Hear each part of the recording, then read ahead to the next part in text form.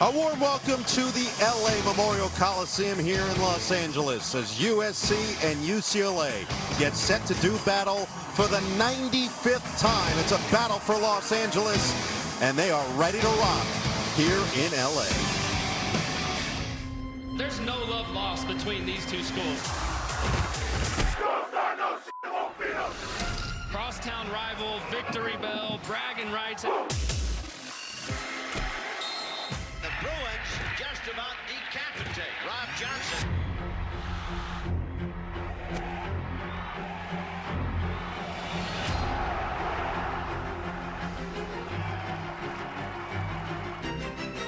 This might be a touchdown the other way. One man to beat. He won't get it.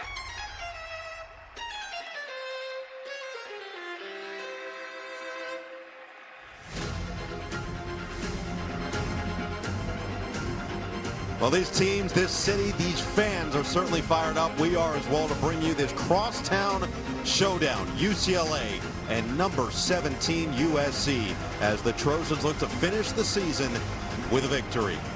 Glad you could come and join us. Snow Eagle, Todd Blackledge, Catherine Tappan, Terry McCauley. You look at these two teams. We start with the home team in USC, and it was an interesting curiosity coming into the season. What would this team look like? Would they compete at the top of the Big Ten, compete for the college football playoff? It felt like they were taking that stride after stride after stride, week after week after week. And last week culminated with a difficult loss at Oregon, a loss that Lincoln Riley feels like is that final step in this rebuild now in year 4 with this program. But that's just the key, is the steps they already have taken have been impressive. Yeah, I think they have made some serious progress in their physical and mental toughness. They won a couple fourth quarter gritty games this year, and they did it despite some significant injuries to their offensive line and their running back position. Not surprisingly, in those 3 losses, they were significantly outrushed by their opponents. UCLA, you could argue it's almost been several seasons within one season for the Bruins here this year. 0-4 start, Tim Skipper, interim head coach, 3 straight miraculous wins in many ways, and then it's been a tougher finish to the season. Jared Neuheisel, interim offensive coordinator, has had some sparkling moments as well, and a lot of credit to those two. Kevin Coyle, the interim defensive coordinator, for keeping this group together. A lot of credit to the players as well. And as Tim Skipper says, even with everything that's happened this year, a win today against a rival could erase everything and make this year a success. Yeah, you wouldn't wish this kind of season on any group of players or coaches. It's amazing that they were able to put that 3-game winning streak together. It's a credit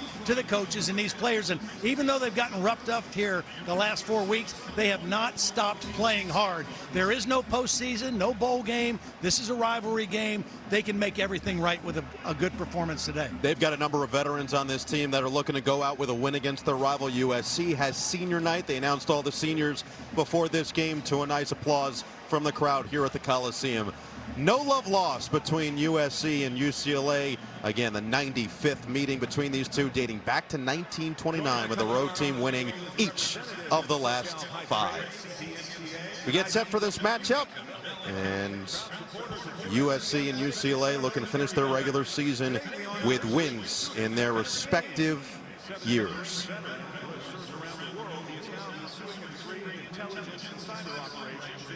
A wonderful night in Los Angeles, one of the great settings in all of college football, as both of these schools will don their home uniforms. One of the prettiest looking games in college football, as we join the public address announcer, Rob McMillan.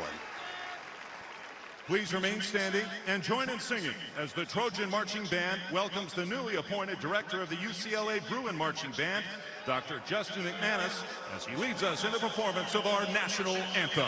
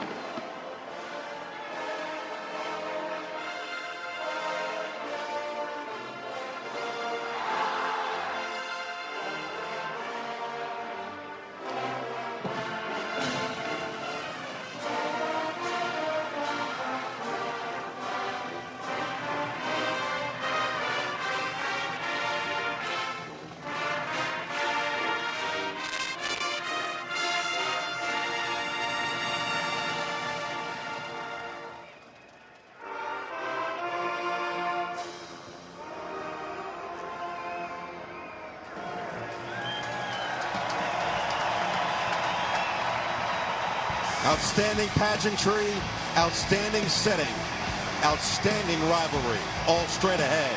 Big Ten Saturday night on NBC. Following is a presentation of the Big Ten Conference.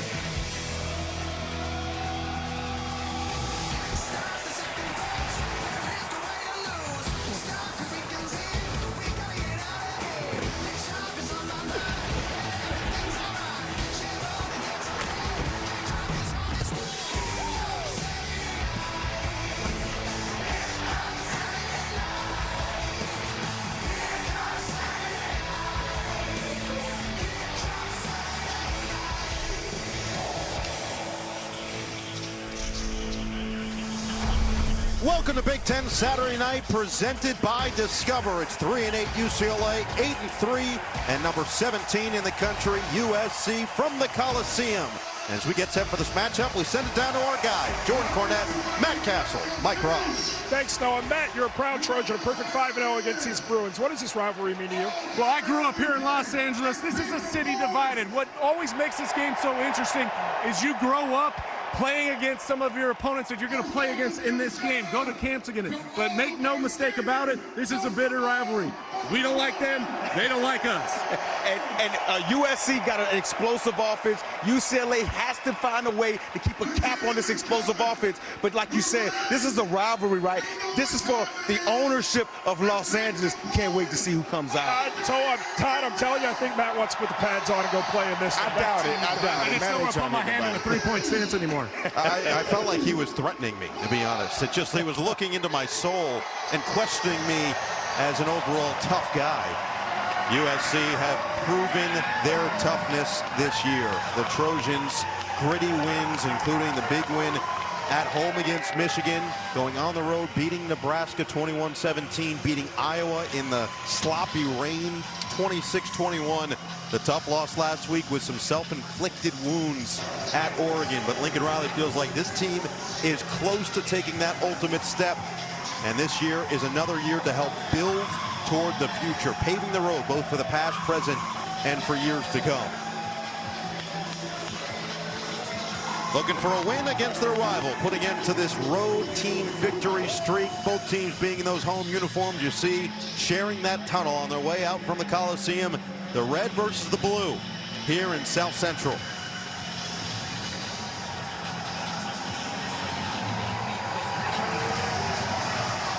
It'll be the Trojans taking the field first in front of their home crowd, looking for a win to make it 9 on the year. And here they come.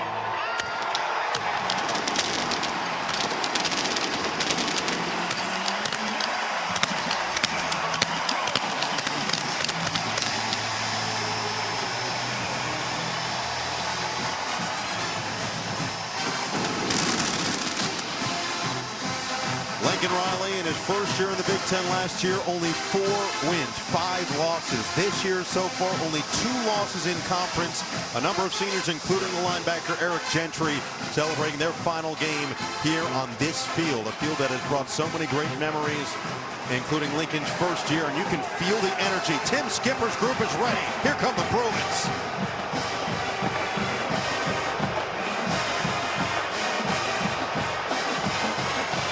USC and UCLA kick off straight ahead on NBC.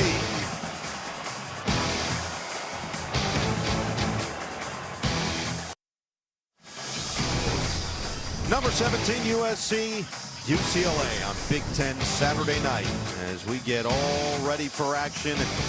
Two teams meeting in the middle for the coin toss, and that gives us plenty of time to check in with Catherine Tappan downstairs. Well, the history of this crosstown rivalry is deeply rooted here on the football field at Los Angeles Coliseum, now the exclusive home of the USC Trojans. It was shared by both schools for the first 53 years of this rivalry. The legacy and proximity of these schools is evident. Visiting UCLA are dressed in their iconic blue tonight as both teams wear their home uniforms, and students from both campuses have been protecting their most iconic landmarks in hopes of ending the weekend with the 295-pound victory bell. USC tight end Lake McCree is playing in his 5th crosstown rivalry and told me there's something a little different about this game. These dudes being right across the street from us, it means a little more, Noah. Well, it certainly does. You can feel that energy when you've been a part of this game, and there are some who are a part of it for the first time. That includes Tim Skipper, the interim head coach for UCLA, and what a job he's done. Yeah. The 3-5 record probably doesn't show just how much he has made an impact with this group. Lincoln Riley in his 4th year, 34-17 now with the Trojans, looking for win number 9 this season. You know, one of the things I think that Tim Skipper did this week, which was really smart, was he got out of the way, and he wanted more people who have had involvement in this game address his team. He started the week with a documentary. He brought in former players, and he built it up all the way this week, allowing just the history and the tradition of this game to really take hold with his team. Look, UCLA at home last week, a tough loss to Washington, 48-14. The defense just was not very good, and Washington took full advantage. And normally the Sundays after the games, Tim Skipper goes back, they go through in their team meeting what happened in their previous game. He said this week there was no Washington. It was straight to USC, and after that 5-minute video he put together, that mini documentary, the guy's energy completely shifted. And on the other side for USC, the best way for them to show that they have taken steps in their toughness is to come out after a disappointing loss at Oregon and play well tonight in this rivalry game. UCLA won the toss, defer to the second half. It'll be Pagani who will kick it deep, and Riley Wormley, young running back, will let it sail into the end zone for a touchback. That'll bring out Jaden Mayava, who's been one of the more impressive quarterbacks in the country this season. 66% completion percentage, over 3,100 yards. Yeah, he's had a marvelous year. Threw for over 300 yards last week on the road against Oregon, but the Trojans could not run the football a week ago. The season low 52 yards, and this is an offense and a pass offense that is built by running the ball first. And they were not able to do that a week ago. Look for USC to try to get that ground game going here tonight against the Bruins. There was a flag down after that kick. It was a sideline warning going against USC. And so keep an eye on that. Expect this to get chippy. It normally does between the Trojans and the Bruins. King Miller, the impressive rookie. They get redshirt freshman, impressive walk-on in there on his first play, weaving through all the way to the 30, a pickup of 5 for this USC offense. Well, offensively, they've got a couple new guys starting the game at wide receiver, but King Miller, the 3rd-team running back, has done a nice job filling in since week 7. Up front, Tobias Raymond has started every game at 3 different positions along that front. Second down and 5, fake it to Miller. Mayava with plenty of time. This UCLA defense doesn't get a ton of pressure on the quarterback. Mayava scrambles, eyes downfield, and now he'll just sail out of bounds. Yeah, good coverage downfield. He was looking for his tight end, McCree, and he was covered. Now, we found out before the game that for some reason, Makai Lemon and Jacoby Lane, their top 2 receivers, were not going to start the football game. We don't know how long they will be on the sidelines. It's not an injury. It's some form of disciplinary action, I guess. But those 2 guys who are dynamic and a big part of this pass offense not on the field right now in this first 3rd down play. And it's a 3rd down and 9. Going deeper into the depth chart at that wide receiver spot. Let's see how successful. And on 3rd down, Mayava with time. Tanuk Hines has really shown the speed and the skill set. Takes it all the way to midfield on the crossing route. Well, this is a vintage Lincoln Riley play. Here's Hines. He's going to come across the field, but he's going to go behind the line of scrimmage. So that means guys can block downfield. You see a nice block right there because the ball's thrown behind the line of scrimmage. They can get blocks down the field, and it's a nice conversion on 3rd down from the guy who has really been hot these last couple weeks, Tanuk Hines. Lincoln Riley says he's just got a very mature demeanor on the practice field. He works hard and really wants to learn, as opposed to just showing all his skill There's another good run on first down for King Miller. This UCLA defense is going to have their hands cut out for them, and Tim Skipper knew it against a very dynamic group. Yeah, well, up front, Gary Smith III has had a very steady year, and he's got to play well tonight against this USC run game. In the back of that defense, the secondary, Scooter Jackson, the nickel back. When I talked to Kevin Coy, I said he's got to play well tonight because he's going to be matched up on one of those receivers a lot tonight. But stopping the run is the first priority for this UCLA defense. King Miller only averaged 2 yards per carry last week at Oregon, averaging just under 7 per carry this season, and that's another one that'll add to the tally, a 13-yard pickup right up the gut. And if they can't stop this play, they're going to have problems. This is the counter play. They pull the guard and the tackle. We talked to Tim Skipper. We talked to Kevin Coyle about defending this play. They wanted to attack those blockers. That time, no attack by the defense, and a nice, healthy gain on their vintage counter play. Tim Skipper said most teams just kind of wait for the contact. They want to bring the contact. As Miller this time is going to get to the outside. And Miller gets planted after a yard. Nice tackle coming up. Scooter Jackson from the secondary. We talked about Scooter Jackson needing to play well in pass coverage. That time showing himself into run support. These last 4 games that UCLA's defense has played against Indiana, Nebraska, Ohio State, and Washington, they have really struggled to stop the run. An average of 213 yards per game they've given up on the ground. And USC, again, their offense is at its best when they get their run game going first. UCLA had a 4-game stretch which included the 3 wins, and 3 of them they gave up 17, 13, and 17. But in the last 4 have given up 180. On a pitch, Miller gets sandwiched as he crosses the 25-yard line, picks up 5. This would have been an even bigger gain if he wouldn't have dropped the football. They had the edge secured. He drops the football, and because of that, it allowed UCLA's defense to get a little bit of pursuit to the football and bring up a 3rd down play. Well, King Miller on this opening drive has touched it 5 times, and he's ran it for 30 yards. Last week, he had 15 carries for 30 yards. 13 personnel. That means 1 back, King Miller, and 3 tight ends in the ball game for USC. It's a 3rd down and 3 with McCree in motion. The senior on senior day will not get it. Instead, it's the redshirt freshman, and King Miller keeps the drive rolling. And it's the same play. Again, it's the counter, the backside guard, and the tackle. Now they have both tight ends to the strong side. They're blocking, but it's backside guard and tackle leading the way. And they're able to get upfield onto the blocks and convert on 3rd down and short. I mean, if you can't stop that play, you're going to have a long night against USC, because Lincoln Riley will just continue to go back and back to it until you figure it out. Riley warmly now in there on first down. They fake it to him. Maiava's second throw is a catch by McCree with some blockers in front, and he gets spilled out inside the 10, 14 yards down the sideline to set up 1st and goal. See, this is why the run game is so important. They're going to bring McCree out, but watch the defense react to the run fake. USC is establishing the run. It gets all those linebackers flowing to the right, and they slip the tight end out the backside for a nice gain. Everything that USC and Lincoln Riley likes to do throwing the football is predicated on their ability to run it first. And this is the kind of drive that they love to have right here. 1st and goal from the 5.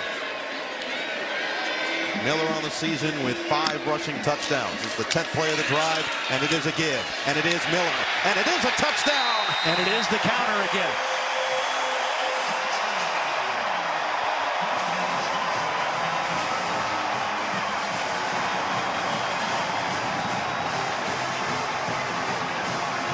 When King goes, the Trojans follow. An opening drive score. Again, 3 tight ends. Here's one. Here's one. They're going to bring him in and block. And here comes the backside guard and tackle. They secure the front side. They kick out and lead through on the play side. And King Miller stands up walking into the end zone. Ryan Sayeri, another high-impact walk-on, will be out there for the extra point. And he tacks it on. 7-0, 10-play, 75-yard drive. 5 minutes and 45 seconds later, King Miller had 7 carries on the 10 plays, 39 yards, and the eventual score.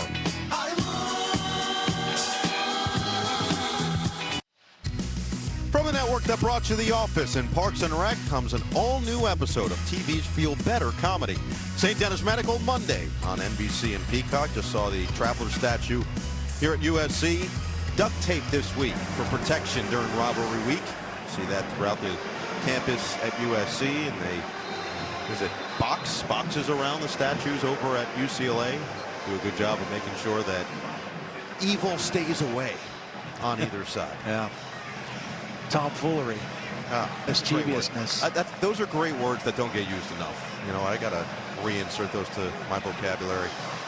Sayeri will boot it away after the quick drive right down the field to open the game, and now it'll bring out Nico Iamaleava, who missed the game 2 weeks ago at Ohio State with a concussion, then left the game last week in the third quarter against Washington with neck spasms.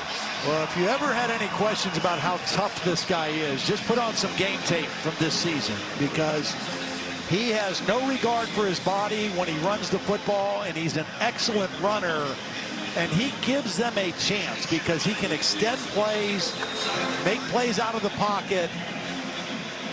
And he is somebody that, as defensive coordinator Dan Lynn said, you have to account for him because he can be a real problem. Tim Skipper called him the first tall, skinny dude he's ever seen that just absorbs hits. Quasi Gilmer will have the first catch and run and gains 5 on first down for this UCLA offense. Well, on cue, Quasi Gilmer with the first catch of the game, because I thought that he had to have a big game. He's the leading receiver coming into the game. They just haven't had a lot of chunk plays here lately. He needs to step up. Garrett DiGiorgio, the right guard, number 72, has missed a couple games with injuries. He's back. Good that he's healthy. Also good because he's kind of the emotional leader of this UCLA offensive line. Anthony Wood stays in there after a 6-yard pickup on the opening play. Hudson Habermill, a 7th-year tight end. Was a question mark coming in. He is playing. That one's through the hands of Gilmer on a fastball from Iamaleava. It's third down. A lot of traffic in there. Eric Gentry, number 18, is so long. He was right in the throwing lane. Watch 18 get right in the throwing lane, gets a little tip on the football. I mean, he has a serious wingspan at a linebacker position, able to get a hand on that one, bringing up third down. Playing in his final game here at the Coliseum, 5th-year senior from Philly. Third down and 4. Interesting to see now how USC rushes the passer, and do they have a spy to account for Nico as a scrambler on this third down play. Gilmer, the motion man. Here is Iamaleava. Throws incomplete. A lot of contact as he was looking for Mikey Matthews, and that tight coverage from Christian Pierce forced the 3 and out. Yeah, Christian Pierce starting his second game at safety, number 24. It's man coverage. Does a nice job of getting a hand on the football, getting around the receiver, and making a play on the football. Christian Pierce and Kennedy Urlacher are the 2 starting safeties for the 2nd week in a row because Bishop Fitzgerald, Kamari Ramsey, the original starters, both out with injury on this game. Josiah Zamora, the 5th-year senior by way of Mater Dei High School, is out there to return this kick from Will Carroll. So the 3-and-out force by this USC defense. They came after it, but Carroll gets it off cleanly. And now Zamora will back up and take it from just inside the 20. Finds a lane. Zamora trying to set up some blockers before he gets spilled out across the 30 to the 32. A 50-yard punt, a 14-yard return for the 5th-year senior as Sullivan got down the field in time. Nearly midway through the first. 7-0 SC.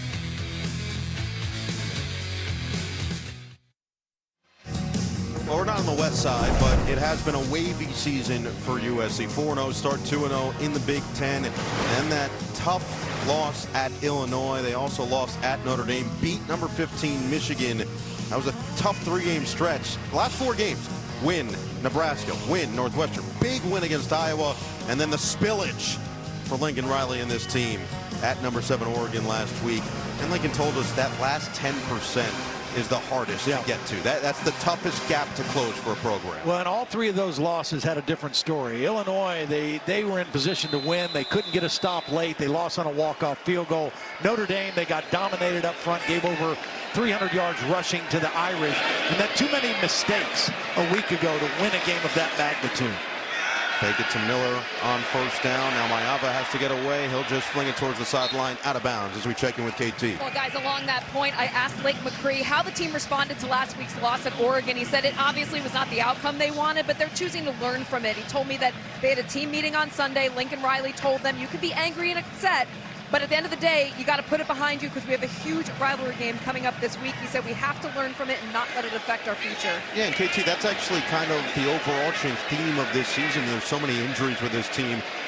Eli Sanders and Wayman Jordan, their top two running backs, a number on the offensive line as Maiava throws the quick one to Nook Hines on the outside. We'll get a couple, getting it across the 35 with a flag down. After the fact, Scooter Jackson rode him out of bounds, and those two had words after the play. Wondering if this was a block infraction by number 9, Jay Fair again. Different wide receivers out there for USC to start this game. Holding. Offense. Number 9. 10-yard penalty. Second down. And Greg Blum does, in fact, confirm. This is Jay Fair, a transfer from Auburn. As Hines tries to get outside, you see the grab of the jersey, not allowing the defender to be released to get a play on the football. And again, the question remains, when will we see Makai Lemon and Jacoby Lane in the football game? Wormley back out there as the running back at the bottom of your screen, split out wide. An empty set for Maiava, and deals on target. Richardson gets spun down to the 37-yard line. A lot of 12 and 13 personnel so far in the game. This was 11, so they spread it out. Only one tight end, 3 wide receivers. And Maiava does a nice job of reading the zone coverage and finding a hole in the defense to bring up a third and manageable situation. It'll be a 3rd down and 5 for Lincoln Riley's group. UCLA showing a lot of bodies around the line of scrimmage. Wormley stays in. Could be a free play. Maiava on a fadeaway, put it right into the chest of Richardson for a 1st down.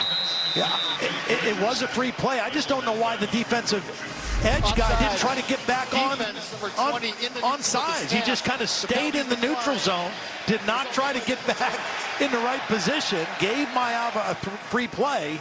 Watch. Well, I guess there wasn't enough time, but he kind of got too forward in the stance. They were trying to bring some pressure, and Maiava made him pay for it. That's a heck of a throw by Maiava, fading backward. There's only the 1 miss so far. Add another completion. Is this another screen pass in traffic, getting thrown forward for 10 yards. So this USC offense is humming. That one, Corey Sims. And 2 completely different possessions to start this game. First possession, a lot of extra tight ends, mostly running the football, a couple little play action passes. This drive, more 11 personnel and more throwing the football, just showing you the versatility of this Trojan offense. And all passing so far on this second drive. It was right down the field, mostly on the ground on the first drive. This time Maiava's going to keep it himself, and he's got wheels, he's got blocking, and Maiava's got a big gain down the field. Aaron Williams chops him down, but Jaden Maiava showing off the entire arsenal, this time 19 yards. Remember the first possession? It's all counter and give to the back. This time, fake the counter, fake it to the back, and keep the football as a quarterback. Beats the edge guy, and Maiava, who has done this all season. I mean, in critical situation and critical games, he has proven himself to be an excellent runner. He was a real dual threat guy at UNLV before he came here to USC, but in critical situations, he has run the ball extremely effectively. He has 6 rushing touchdowns on the season as well. Think about what he did against Nebraska, really beat them with his legs much more than his arm. This time King Miller's going to lose yardage, ran right into a brick wall. Sets up 2nd and long. The only chance that UCLA's defense has is to make plays like that on early downs. They've got to win on 1st or 2nd down to force USC to play behind the chains a little bit. You have to dictate when they throw the football so you can adjust your coverage accordingly. You've got to be good on 1st down. 2nd and 10. Miller again. And again, it's well played by this Bruin defense. Williams and Busick both in the area. Yeah, watch, nice flow. Now watch the linebacker kind of scrape. The linemen do their job. They eat up the blocks and allows the linebackers to kind of get to the football. And this is what you need. Good plays on 1st and 2nd down, 3rd down and long. And now you gotta play pass defense. USC 6th in the country in 3rd down percentage, 51.1%. UCLA allows a 54% success rate on 3rd down, last in the Big Ten. This one 39, USC 3 for 3, looking for the end zone, incomplete. Overthrew Jay Fair as he was matched up with the nickel Jackson. Well, again, new receiver in. Jay Fair is in the slot. That's usually where Makai Lemon plays. He doesn't really get separations. It's good coverage by Scooter Jackson, and the ball thrown too far outside anyway. If Jacoby Lane is in the game, you throw a jump ball and let him use his big body. If it's Makai Lemon, you count on him getting separation. In that case, the receiver didn't help him out and throw it away on 3rd down. So Ryan Sayuri will come on for a 38-yard field goal. Pepper will snap. Sam Johnson will hold it. Sayuri missed just his 2nd field goal last week, and this one gets blocked. UCLA comes up with a huge play on special teams. Last week, it was a missed field goal and a punt return allowed for a touchdown to Oregon. This week, first field goal attempt blocked by the Bruins. Scott Taylor, the freshman, with the block.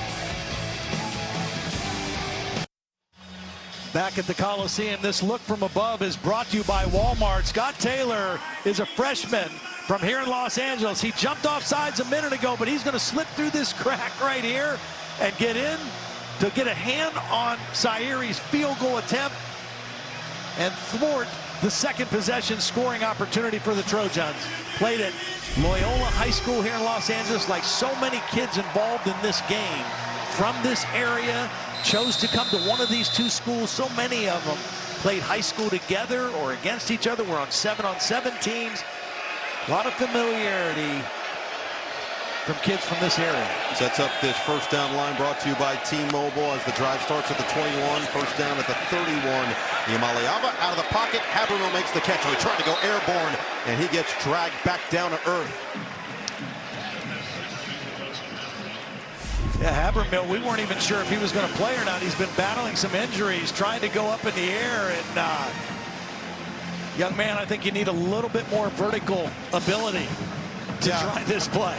Well, maybe year 4 on campus, he still had it, but by year 7, the bumps and bruises just get you there. Just have Van Wilder. Alex Graham, the talented freshman, made that tackle. They've got a lot of excitement for Graham in the defensive backfield. On the delayed handoff, up the middle. It's the first down for the Bruins as Anthony Woods is going to take it across. Nice conversion, but that play looked like it almost wasn't going to happen. There was something funky with the snap. The snap kind of was delayed and had a little too much loft to it, and Nico was fortunate to field it, get the handoff, and they got the conversion. Jerry Neuheisel, interim offensive coordinator, very familiar with Danton Lynn, the defensive coordinator, because he was at UCLA. They were on the same staff. And he told me Danton is a very tendency-oriented guy. That's what drives his defensive calls. Fortunately, he's only got 7 games to look at from me being the coordinator. On the handoff, Jalen Berger keeping the legs churning, will gain 2.5, maybe 3 yards, make it 2nd down and 7. Under 3 minutes to play in this first. Danton Lynn, only 1 year as defensive coordinator at UCLA. That was back in 2023. Had come from the Baltimore Ravens, and you talk to most people around college football, they go, oh, well, you look at his defense, it's like the Ravens. And that's what Tim Skipper said. Yeah.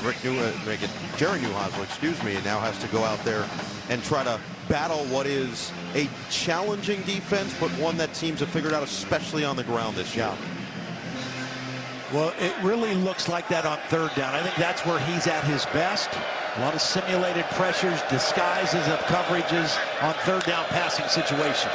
2nd down and 7. Iamaleava, the quick one will go to his running back Woods out of the backfield, and Woods zigzagged his way for a 1st down across the 45-yard line. Gentry makes the tackle after a pickup of a dozen. Yeah, nice job by Nico, just taking what he's got. Nice, easy completion, get it out to the back. You got 3 blockers in front.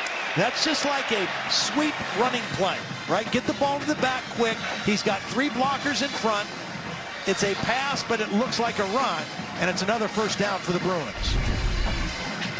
So UCLA offensively starting to find a little bit of a rhythm. Nico Iamaleava has just so much more rushing prowess than just about everybody else on this team. 183 more rushing yards than the second leading rusher, Jalen Berger, this season, as he hands it straight ahead. And it is Berger who will get it to midfield. USC lost 3 games this year so far, and in all 3 games they were outrushed. If you take a look at Berger's numbers, Iamaleava is the leading rusher from the quarterback position, has missed a couple games, but this USC defense against Notre Dame, they gave up over 300 yards. They were outrushed significantly last week against Oregon. Even the game they lost at Illinois, they were outrushed by that team as well. So it's kind of been the formula when they have not won games. They've not run the football or stopped the run the way they like. Haven't seen Iamaleava tuck it yet. This is Mokiao Atumalala as he runs into a wall of Nicholson. 7-yard pickup, first down, and now could be the final play of this opening quarter as Jacoby Lane and Makai Lemon getting stretched out on the sideline. Have not seen them yet in this opening quarter, and UCLA looking to retort with their first scoring drive of the night. Haven't seen Nico run it yet, but he looks very comfortable throwing the football and distributing the ball. He's 4 of 6 so far in the ball game. Free play here. Take a shot. First down. Iamaleava will towards the sideline. A little high for Quasi Gilmer, who was matched up with Nicholson, and Stewart looked like he was the one who jumped off. Offside. Defense number 4 in the neutral at the snap.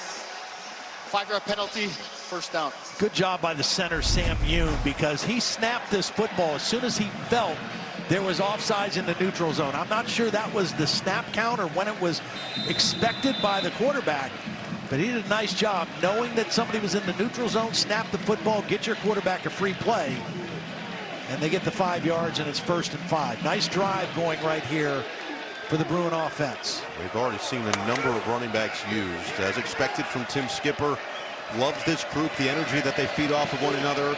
It's Anthony Frias' turn on 1st and 5. The give, shimmy, shake, and a first down to end the first quarter for UCLA. A tough way on the ground as he gets 7 yards, and we head to the second. 7-0, but UCLA starting to establish some toughness on the road. You're watching Big Ten Saturday Night on NBC, presented by Discovery. It's put up, Noah. No question about it. A great story there as aerial coverage here tonight is brought to you by Ford. Ready, set, Ford. So many great stories around the country. You could say the same about the 2 teams we're seeing here with UCLA and USC. But the good news for the Bruins is it feels like they're finding a little bit more of a rhythm in this game. Yeah, I mean, they went 3 and out that first possession. Now this drive, 7 plays, 4 first downs. You know, you kind of made me chuckle when we were going to commercial. You said, finding a little toughness here on the road. Yeah. They're 11 miles away, right? These campuses are so close. One of the things that makes this such a cool game. No doubt. And Tim Skipper actually told us, because we asked him, how do you treat this? It's a road game, but you're technically still in L.A. He said, well, we're not going to stay in Pasadena, which is what we normally do for a home game. We're actually staying at the hotel right on campus. It was arguably closer than when they play that home. Yeah, it's a cool thing. The USC team stayed at the same hotel we did. And, again, so many of the kids in this game played against each other or with each other in high school or competed in 7-on-7 leagues, which are so huge out here in California. Just adds to the flavor. 66 native Californians on the UCLA roster, 47 on the USC roster. It's a hotbed for recruiting and high school football talent. And they'll go Wildcat to start the second quarter. Berger in line to take this snap. With Frias, instead O'Keefe try to get to the edge, and he does. Berger inside the 20. And we go down to KT. Well, I asked Jalen Berger and Isaiah Chisholm how they've handled the adversity they faced this season. Berger said, we know how talented we are and what we could have been. It's hurtful how the season turned out, but we've got a chance to make up for it tonight. And Chisholm said, despite the season not meeting their expectations, they still have each other's backs. Described the relationship between the offense and defense as unwavering faith, guys. A lot of that goes back to Tim Skipper and the job that he's done in keeping this group together. Todd, how about this? UCLA has the best red zone scoring percentage at 96.4% in the Big Ten, but they have the second fewest red zone trips in the league. Purdue, the only one with less. Yeah. Only the 38th trip to the red zone this season, as Berger will run it inside the 15 down to the 12. Well, it's good to be efficient. And so far a nice blend of different running styles. Not a lot of throwing, nothing down the field so far for Nico, but they've got this USC defense a little bit on their heels. That Wildcat play took advantage again. 2 new starting safeties. Kennedy Urlacher was the guy who missed the tackle on the edge and allowed Berger to turn that into a big game. Pierce and Urlacher currently out there. We've already seen Alex Graham, the freshman from Detroit, out there. Gilmer in motion on 2nd and 6. Iamaleava wide open. A completion of Mikey Matthews for a first down. It's 1st and goal for the Bruins. An 8-yard pickup as Urlacher had to come in to spin him out of bounds. Yeah, really nice concept here. You're going to put Nico on the move. You're going to give him a run or pass option. Matthews on a little out route, an easy throw, and he catches that on the move, turns upfield, and gets another first down inside the 10-yard line. And you just got to feel like UCLA has to score touchdowns when they get these opportunities. Their defense is going to have a hard time stopping USC consistently. You can't settle for a field goal here. Iamaleava has 4 rushing touchdowns, and he will take off. Up the middle, just get past that initial line of scrimmage. Gains half a yard to set up 2nd down. UCLA tried a different formation that time. They went tackle over. They took their right tackle, Ruben Unije, and moved him over to the left side as a tight end. It did not fool the USC defense and stopped for little if no gain. This is where Iamaleava was particularly dangerous against Penn State in that massive upset win, 42-37. Had the 3 rushing touchdowns in that game, especially in this area of the field. He found a way to get through and really hurt that Penn State defense. I think he put him out on the edge here a little bit. Berger takes the snap this time. He handed it off, and just not a lot of room to work with for Anthony Frias. That's up 3rd and goal.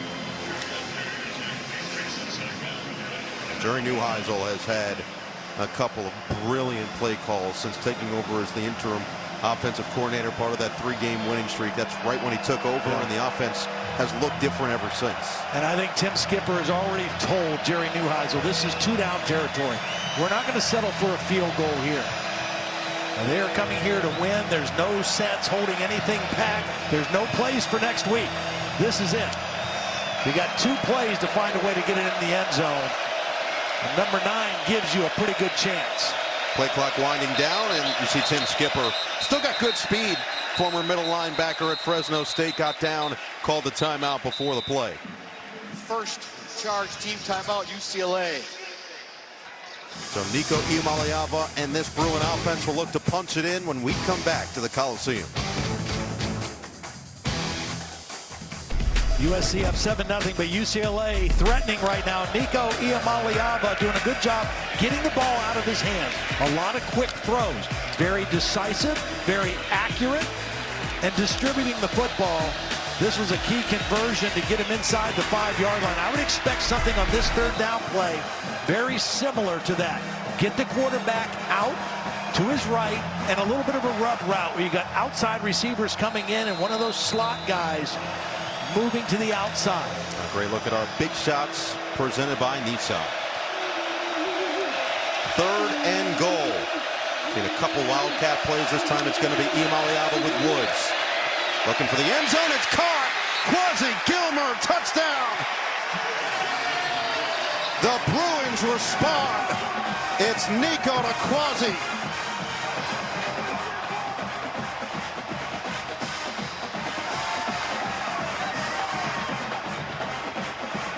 Well, this is exactly what they did. The 2 inside receivers are going to go out and just create a little bit of a screen and allow Gilmer to get underneath inside, and another short, accurate, quick throw by Nico for the touchdown. Excellent concept that pays off a really nice job and a really nice drive by UCLA. Only right that 2 local kids would get it done as the extra point goes through for Pagani. As Tim Skipper about Quasi Gilmer said, sometimes you have to remind yourself he's just a sophomore. He's so chatty, so talkative, such a leader of men, and right now leading the offense to tie the game.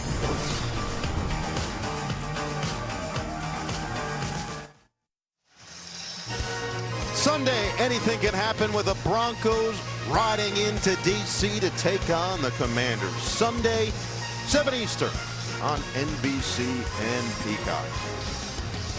Look at the United Cam here in Southern Cal as the Bruins drive down the field, tie the game with the Trojans. This battle for Los Angeles all knotted up early in the second.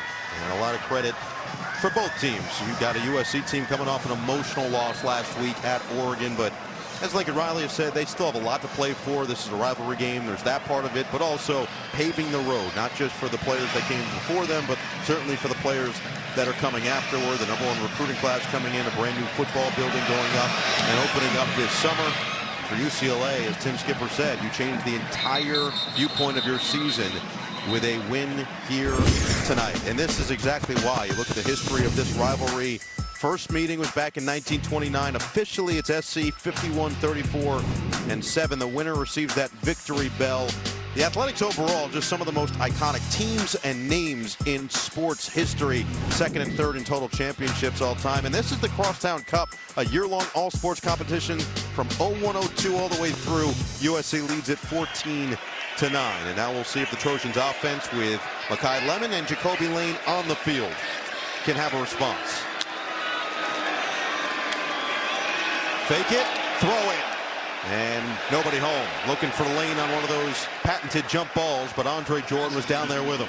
Yeah, Andre Jordan is in excellent position. You know you've got the sideline as your friend, and he just kind of works Lane towards that sideline. Little contact, but no room there on the sideline to get the ball in there, and a nice play on first down by this UCLA defense. Again, very important for them to play well on early downs and force USC into definite passing situations. We'll see if they can force USA after that. Second down and 10 from the 25. It's Maiava to throw, and it will be a screen for Miller. Just dropped it right over the top of the defense, and Miller does the rest. Picks up 20 down the sideline, down to the 45-yard line. Yeah, you sit there and you watch that play and you say, oh, man, that's an easy throw, right? It's a short throw. Nothing's easy about this throw. There's a defender there. You've got to show touch. You got to get it over the defender, but it also has to be a pass that the running back can catch it moving forward and not slow down and turn it into the kind of gain that King Miller was able to do. He's got 10 total touches for 60 total yards in the opening touchdown on their first drive. Time to find Lemon, get him involved in the game now. Looking for Lane initially, now back to Miller. Second straight catch. Miller looking to make it happen himself, and he gets denied right at the 49-yard line. Just 4 yards on the catch and run. Yeah, they faked the wide receiver screen to the side with Lemon and Lane, and then by design went the other way to King Miller. A little extracurricular at the end of that play. I think Scooter Jackson knocked down Makai Lemon. Jacoby Lane took offense to it, kind of gave a little shove to Jackson. That's the matchup, though, in the slot. This guy right here has had as good of a year as a wide receiver as anybody in college football. Play action pass. Maiava through his progressions. Pump, and he tries to get away. Throws being dragged down. Nearly picked. Kanye Clark had a chance battling with Lemon, and it's 3rd and 6. Well, great job by Anthony Jones, number 15, not giving up. He's not going to get the sack, but he hangs on to that left ankle, and probably an ill-advised throw by Maiava that he gets away with it. And credit his receiver, Makai Lemon, for kind of getting a hand on it to knock it away. He doesn't get pressured a ton, and this UCLA defense doesn't generate a ton of pressure, but they do force a 3rd down and 6. They bring 4 with a spy. Toward the sideline, perfect placement. Walker Lyons first down. Yeah, really nice route by Lyons. They're going to keep McCree in. And he does a nice job, Lyons, getting inside leverage and then running the out route, and another nice touch throw by Maiava. These two tight ends, Walker Lyons, Lake McCree, are so versatile, and Lincoln uses them in so many different ways, formations, motions. That's why you see them on the field together so often in this offense. Wormley back in the backfield, first down. Maiava throwing for Wormley, open, perfect space there, another gash. This one gets to the 25. Now Wormley's in the backfield. They're going to bring motion and then just kind of slip him out to the multi-receiver side. You see two tight ends go inside and just a poor course to the ball. Isaiah Chisholm, I think number 32, the linebacker, took a really bad path to the running back there. And another chunk play for the Trojans. First run of the drive. It's a Wormley gain of 1.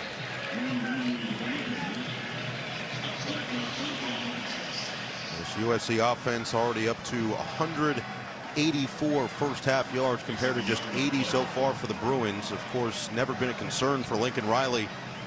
Talked about learning under Mike Leach and never being scared when calling plays. Being willing to roll the dice really at any point in the game. Call plays with conviction. Believe they're going to work. That's the biggest thing he took from his time under Leach. Second down and 9. Maiava. Good protection. A bullet. It's Jacoby Lane with a stiff arm on a first down to the 11. Well, excellent protection, first of all. Watch these 5 guys up front just give a clean pocket to Maiava. He scans left, back to the middle, all the way back to the backside of the route to his big receiver, Jacoby Lane. That's working through the progression with your eyes, trusting your protection, and coming up with a big-time throw. Lincoln Riley looking frustrated on the USC sideline. You see what Maiava's done on this drive already. Up to 138 yards on the day, 11 of 15. First down, Brian Jackson in there back. He has it, and he'll lose yardage. He just ran to the one spot he couldn't go to as John Vaughn's got penetration, his 5th TFL of his 6th college season. Yeah, watch the blitz by the linebacker. He's going to just come right in here, right through here. He beats the block of the tight end, Walker Lyons, gets into the backfield. I mean, he was accounted for by the tight end, but he just beat the block. And again, another good play on first down by this Bruin defense, putting USC behind the chains a little bit. This is what happened on their previous drive. It was a negative play on first down, eventually led to the blocked field goal, and UCLA took advantage to score on the other end. King Miller, reverse. Makai Lemon with some room to run. Lemon trying to beat to the outside, and again, well played by the Bruins. Andre Jordan didn't break contain. Yeah, Andre Jordan stayed at home. That's what you want the backside corner to do. Now he's right here. It looks like he's playing man, but as this comes around, he's going to release the receiver and maintain the outside edge of the defense. Force him back in. Excellent play by the corner, Andre Jordan. He wasn't fooled by the play. He stayed at home, and he showed discipline to bring up 3rd down and 11. Miller stays in there. It is Kanye Clark matched up with the big body of Lane at the bottom. Maiava looking the other way. Now out of the pocket. Maiava on the run. Short, incomplete. Walker Lyons the closest target. And this UCLA offense again bends but doesn't break. A pretty nice little pass rush that time. Again, it's easier to rush the passer when you expect pass. It's 3rd and 11, right? So it's a 4-man rush with a late add-on by the linebacker. They flush the quarterback, and they get the stop on 3rd and long. But the fact that they got them into 3rd and long allowed that defensive line to pin their ears back a little bit and try to get pressure. So the first attempt from Sayeri was blocked from 38. This one's going to be a 30-yarder. Scott Taylor was the man to block it on the first attempt. Again, Pepper will snap. Johnson will hold, and Sayeri will look to get his team back in front, and he missed it wide right. Oh, boy. What a season he has had, but these last 2 weeks have been nightmarish for the walk-on. Redshirt freshman had been nails week in and week out, but 2 chances and no points for the kicker. Keeps it tied at 7.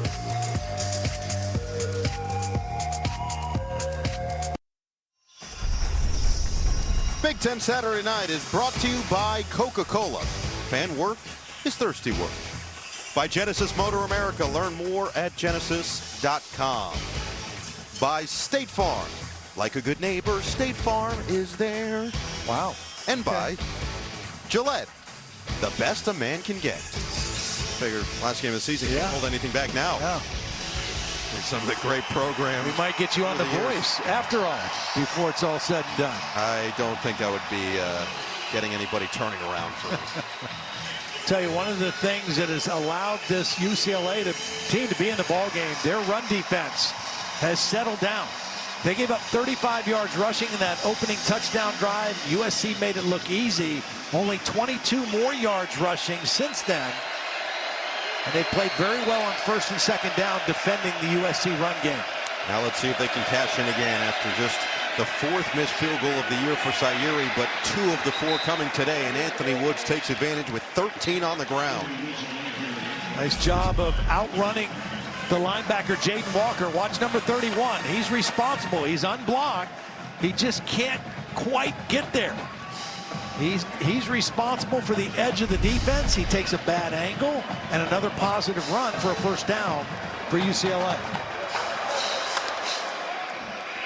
See the stark difference between the two, and really that second drive, Nico Iamaleava caught a rhythm, a couple of wildcat plays to keep this USC defense on their heels as well. Iamaleava 5 for 5 on that second drive. Flushed, throws, a completion, but a short one as Woods lost his footing and gets it to the 35-yard line. Time now for a Wayfair game break. Here's John Phantom. Well, Noah, let's go to the Iron Bowl. Alabama trying to continue their candidacy for the college football playoff. Ty Simpson to Isaiah Horton. Here's a who. He's in for a touchdown. 10-0 Bama. Noah, happy holidays to you. Oh, thank you, John. After your top 5 Thanksgiving sides list, we do have some conversations that need to be had. Mainly, where's cornbread? 2nd down and 7. Iamaleava. Good protection. Now he'll run. Where he's most dangerous, but he just lost it. Oh, he had a lane, too. He might have had a first down. Instead, it's going to be 3rd. This is where he's most dangerous, when he scrambles between the tackles, when he can get right upfield, and he becomes an excellent runner. Now, the end of that play, he put the ball down on the ground. Watch this. He fumbled last week against Washington doing the same thing. The only problem I have with him as a runner, he can be kind of loose with the football. He had 2 fumbles in the game at Washington before he left with the injury. Sets up a critical 3rd and 5. Feels like UCLA has to capitalize on any opportunity given to them here tonight. Iamaleava through his progressions. Lofts open. Gilmer again for a first down. Taken over this first half. Game's 10. Well, how about the protection? Because this is a long developing play. Gilmer's going to come all the way across the formation. Watch the protection by that front 5. Excellent pocket, and it allows Nico to work the progression all the way across, hit Gilmer on the other side of the formation, and keep the ball rolling in a new possession. So Gilmer already 3 catches, 19 yards, and the touchdown on the previous drive. He had 4 catches, 37 yards, and a touchdown against Ohio State 2 weeks ago. Their leading receiver in every category coming in. A long substitution getting off the field for USC. And they're going to just get this play off. Play action. Iamaleava just airmailed it. Kyle Miller was the closest target. And that one was disjointed from the start. Well, and what Jerry Neuheisel needs to file away right now is, okay, they're going to squat on these short routes. So we've got to do something to offset that. An out and up, a hitch and go, a sluggo route, a slant and go. Something to take advantage of the aggressiveness of the corners. Now trying to sit down on some of the short routes that UCLA has been throwing. So Kobe Pepe taking his time, the 5th-year senior from Long Beach, getting back to the side. Makes it 2nd down and 10. On the handoff, and Frias is going nowhere. Sent back by Jakeem Stewart. Jakeem Stewart is such a great story, such a young guy, kind of a freak athlete who just gets better each game that he plays. Came on a little inside stunt that time and right into the backfield for the stop, bringing up a 3rd and long. They've got 2 young freshmen, Jakeem Stewart and Floyd Buchard, that they are extremely high on to kind of be the anchors of this Trojan defensive line for years to come. Lincoln Riley said defensive line is where we're really going to showcase a lot of that growth starting next season, as UCLA will just take this to the 2-minute timeout. About as ideal a spot the Bruins could be in through nearly 2 quarters. 2 minutes to play in the first half, and we're all even at the Coliseum.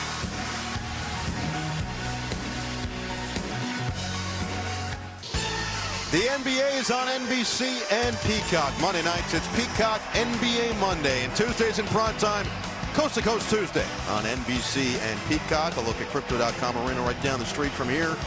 It'll be the Lakers and Suns on Peacock Monday night in that building.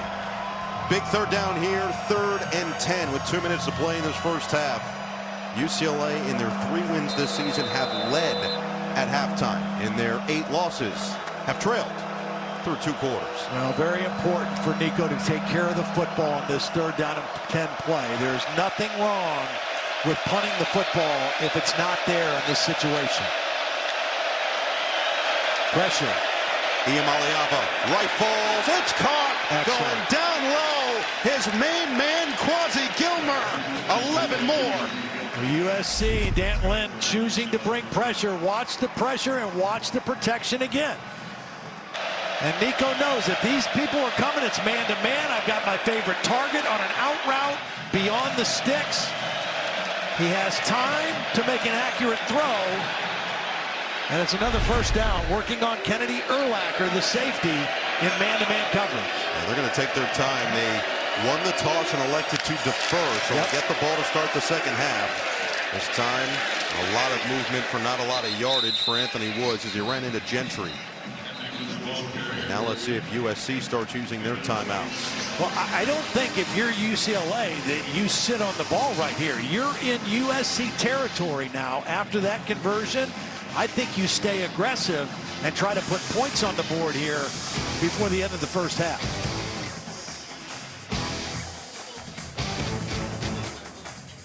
The ACC title game. Wow. John Fanta, the pronunciation god. Oh, and he was Cal on it. Trying to wreak some havoc in the ACC. And, you know, he did what I told you I have to do. It's all about pace. If you say it slow enough, you can pronounce all these names. It's when you try to go fast that you find yourself having some problems, or at least me. You don't need to Ricky Bobby it. Sometimes it's okay to not be first. 2nd down and 9. Iamaleava, play action. Pressure comes. Ducks through. Iamaleava to the outside for a first down, out of bounds, and now into field goal range for the Bruins. Yeah, does a really nice job hanging in the pocket as long as he can, and then knows he has an escape route. I mean, he waited as long as he could, tried to read this through. You know, with some quarterbacks, you talk about going through your progressions, you say it's 1, 2, 3. With Nico, it's a little different. It's 1, 2, and me. So, I mean, he's going to look, but at a certain point, that clock's going to go off in his head and said, I can make a play with my legs. And he did right there for a first down. 10th play of the drive, now 1:17 to play in this first half. Oki Awatamalala, the man in motion. Instead, it's coming out of the backfield. It's going to be Woods trying to stay in bounds, and he does. He took a pop from Pierce after a gain of 3. Coming up on the Xfinity Halftime Report, look ahead to the Conference Championship weekend next weekend, a season finale of Fanta and 60. Oh, that's sad. Season finale is always sad. Ahmed Fareed, Joshua Perry, Chris Sims, Nicole Auerbach will have you covered with everything from around the country as the playoff picture starts to crystallize more and more with each final score. USC was trying to put themselves in position for the college football playoff, but the loss last week at Oregon likely takes them out altogether.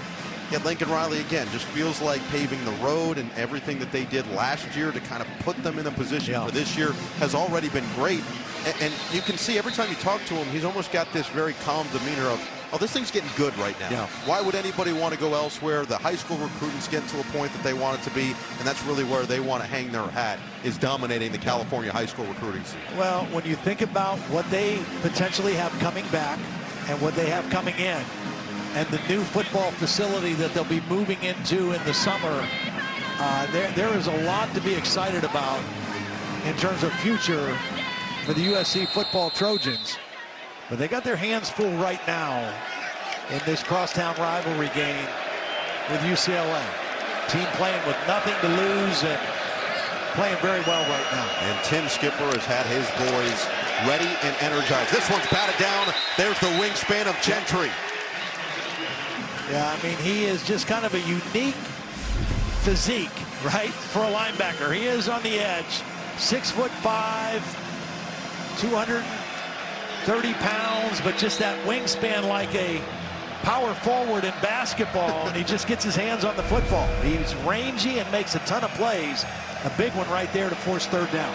They don't call him the Philly Freak for nothing. And now a 3rd and 7 stops the clock. 1:03 remaining.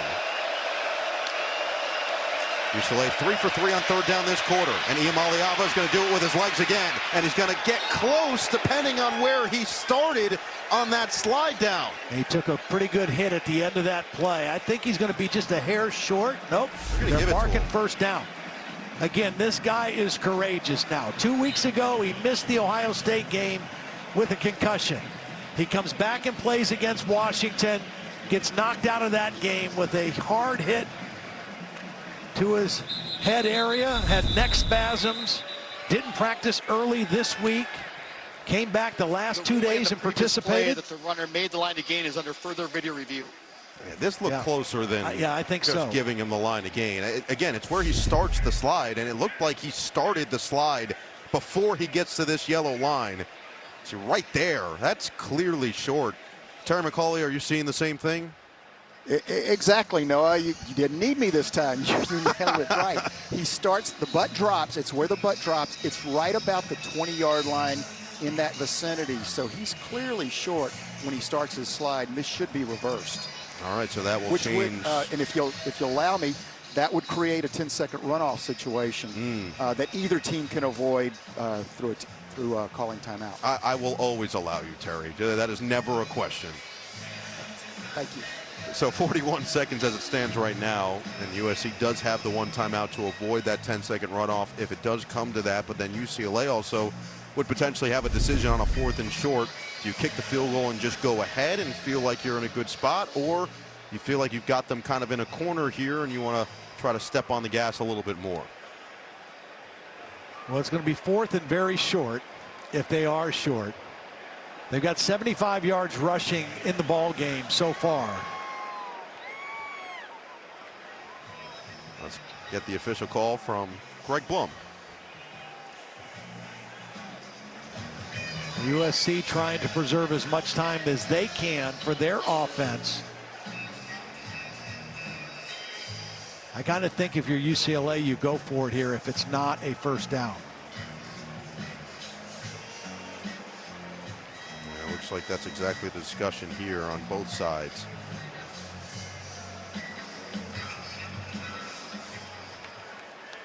After review, the runner was short of the line to gain. It will be 4th down.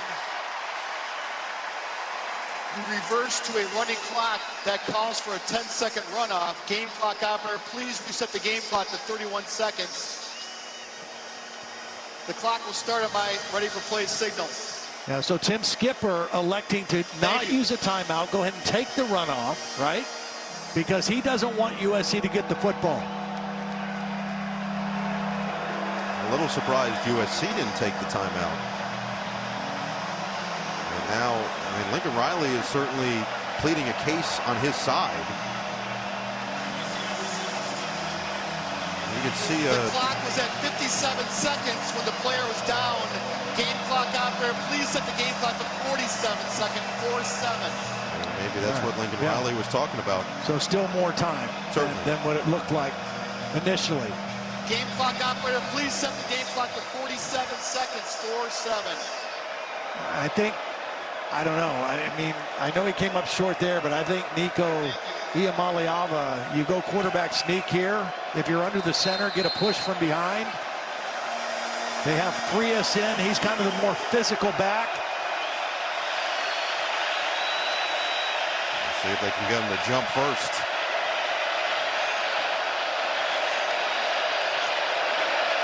They're just going strictly hard count. No movement, no shifts. Nothing to try to fool the defense. Just going with hard count. And now they will take the time. Timeout, yeah. But what it did is take a ton of time off the clock. So now you've got 21 seconds. They'll put 22. UCLA, 31 seconds. And now you've got another discussion on the decision. You've got one timeout left. It's a 4th and inches. and 22 seconds, you could still go for it and try to really end this half with some real momentum, or now you kick the field goal with far less time on the clock. Well, the key is what you mentioned. They still have one timeout in their pocket. So they can go for it. They can line up and run another play. They can spike it. They can take a shot at the end zone, but they still have that one timeout to set up a field goal to try to take the lead here right at the end of the half. And that looks like what they're going to do. Mateen Bogani and the field goal unit making their way on the field to try to take their first lead. Bogani on the season, 15 of 19. This one right in his range, 38 yards. He's made from 54 this year. That was at the end of the half against Penn State. He's made from 57 last year against Iowa. And we'll see if he can get the Bruins in front. Is USC going to call a timeout to try to ice the kicker? Lincoln Riley right by the official. Instead, Bogani drills it. UCLA takes the advantage, 10-7 with 18 seconds left in the second.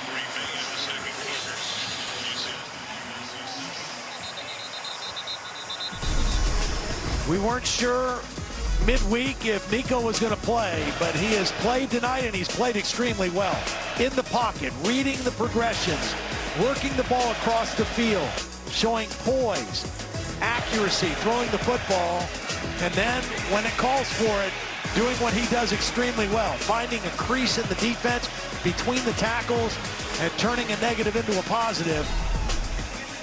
It's been an outstanding first half of football for Nico and this entire UCLA team, honestly. They've run the football, they've thrown it. Defensively, they defended the run of USC after that opening drive. And they have a chance to go into the locker room with a 3-point lead. USC still outgaining the Bruins 195-140, but opportunistic, including a couple of field goal missed chances, one a block and one a miss from Sairi, has kept it at just 7 for the number 17 team in the country. UCLA has taken advantage in this battle for LA, as expected, highly competitive heading towards half. Bogani, after drilling the field goal, will send it away. Makai Lemon now back there, and Lemon will just let it go right into the end zone. Time now for the upcoming schedule presented by Discover.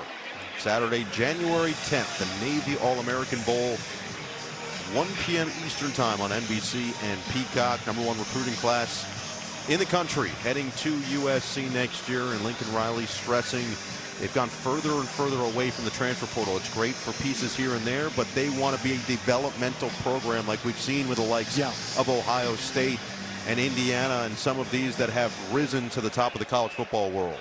Yeah, ideally, I mean, you want to kind of treat it like an NFL team. You build your roster through the draft, or in college case, high school recruiting.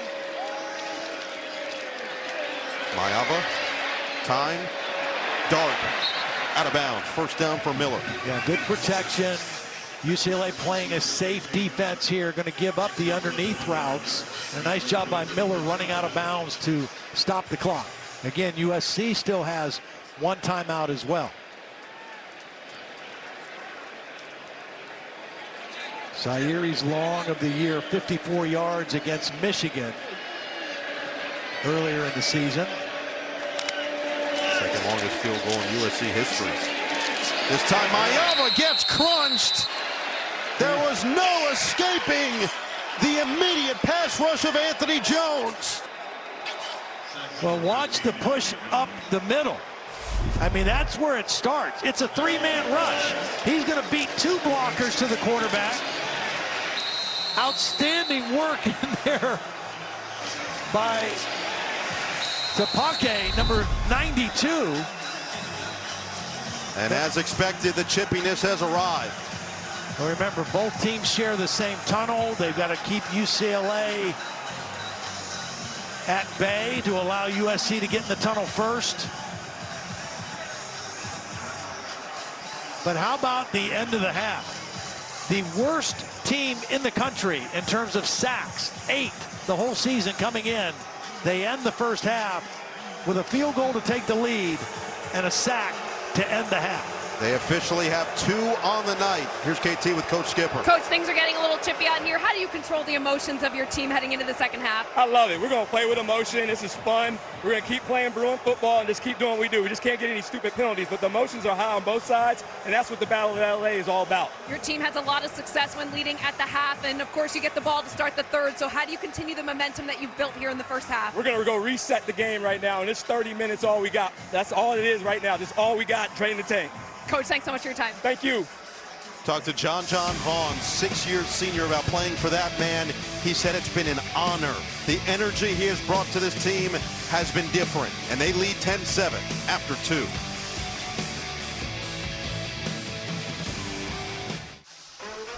This first half recap is brought to you by Geico.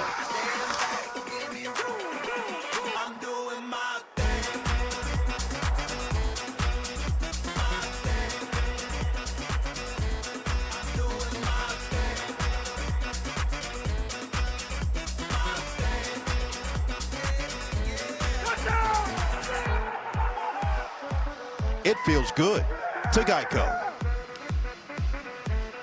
Time now for the Big Bulletin, brought to you by Genesis Motor America. 10-7 after 2. UCLA with the lead, their first lead since October 18th versus Maryland. 3-0 when leading at halftime this season. Those 3 consecutive games that led to their lone 3 wins of the season. King Miller was awesome on that first drive. 7 carries, 39 yards, and a touchdown. Since then, 2 carries, 1 yard. And UCLA, last in the FBS in sacks coming in. 2 sacks here tonight. They've got 4 in the last 3 games. Yeah. They had 6 the entire season before that. Well, the defense getting to Jade Mayava in this USC offense, and UCLA will get the football to start this third quarter with a chance to extend this 3-point cushion. Well, I'll guarantee you one of the things that Lincoln Riley is pointing to on that little sheet of paper is Makai Lemon had 0 touches or catches in the first half. They ran a reverse with him. And Jacoby Lane had 1 catch for 12 yards. They need to be big-time factors here in the second half. Didn't play in the first quarter. We'll see when USC gets the football back what they look like in this third quarter. Cole Martin from the goal line. Gets past the first wave, across the 25, and down to the 27 as we go to Catherine Tappan. Well, Nico Iamaleava is presenting a huge challenge for this USC defense, and I just asked Lincoln Riley what adjustments they need to make to counter for that, and he said, we simply have to just do a better job containing him. We know what we're supposed to do, and we're just not doing it right now. He said his offense needs to settle in. Wide receivers, as you mentioned, Makai Lemon and Jacoby Lane missed the first quarter. I asked if it was due to disciplinary reasons, and Coach Riley said he would address that after the game, but they do plan on getting him more involved here in the second. Guys, 36 the receiving team. Half the distance to the goal. First down. All right, KT, thanks so much. We'll see if USC can follow through and contain Nico. This was the flag. Remember, there was a flag on the opening kickoff of the game, right around the 40-yard line. And right as the play ends, all the way to this, it looked like the blind side. Yeah, all the way to the sideline. And for UCLA, their first penalty of the football game. They did not have a penalty in the first half, part of that clean first half. And they backed themselves up here to start the third quarter. So this drive will start from the 14. Berger is the back, fake it to him, and this play has been blown dead before it could even start. So move backward after the impressive return, and now feels like even going further closer to their goal line. And that was a good-looking play. That was going to be an RPO. Again, they ran the ball well in the first half. They had the slant open. I got to believe it was a false start on the offense since they blew it dead. During the play, a whistle was blown, not from the field. It's going to be first down, no play. Oh, man. Yeah, that hurts because that was a good-looking play that they had dialed up to come out of the locker room. Even when things are going wrong, Tim Skipper is still smiling. Where would the whistle have come from if it didn't come from the field? The band's safely put away. Somebody in the crowd? It's a loud whistle if it came from the crowd. There's the band on one side. So let's do it all over again from the 14-yard line. This time they will hand it off. And Berger gets planted. Just gains 2 yards across the 15 as Eric Gentry corrals him there. Take a look at our QB comparison brought to you by Target. Nico Iamaleava efficient, 66 yards in the air with a touchdown. He's also ran it 4 times for 20. Maiava 149 yards. The touchdown was courtesy of King Miller on their opening offensive drive. Got them in position. UCLA stymied both drives, and the field goal first time was blocked, second time missed from 30 yards. 2nd down and 8. Fake it. Iamaleava will throw it to the sideline. Incomplete. They just kind of threw it to a dead area. That play was well defended by USC. Don't force a bad play. Live to play another down. 3rd down and 8. Good opportunity for the Trojan defense and Danton Lynn to get off the field here and get his offense some good field position. Forced a 3 and out on the first UCLA drive. It's been success since then, looking for a 3 and out to start the second half. You have to be aware of Nico trying to scramble between the tackles. You have to close the space inside if he takes off. They bring 4. Iamaleava throws. It's caught, but well covered. Habermill with the sure hands. DeCarlos Nicholson was there, and it is a 3 and out forced by this Trojan defense. Yeah, USC brings a little pressure. They collapse the pocket, and Habermill right here, he's going to be matched up against a corner. So that's a matchup that favors USC, a starting corner against a tight end, and he's able to make a sure tackle well short of the first down. Will Carroll out to send it to Makai Lemon. Yeah, better be careful with Lemon. You better place this punt correctly. And he gets away a good one. There is the placement, forces him to run to it. And the fair catch made just in front of the 35-yard line, a 43-yard punt with a little bit of contact after the fact. Good field position for Jade Maiava in this offense.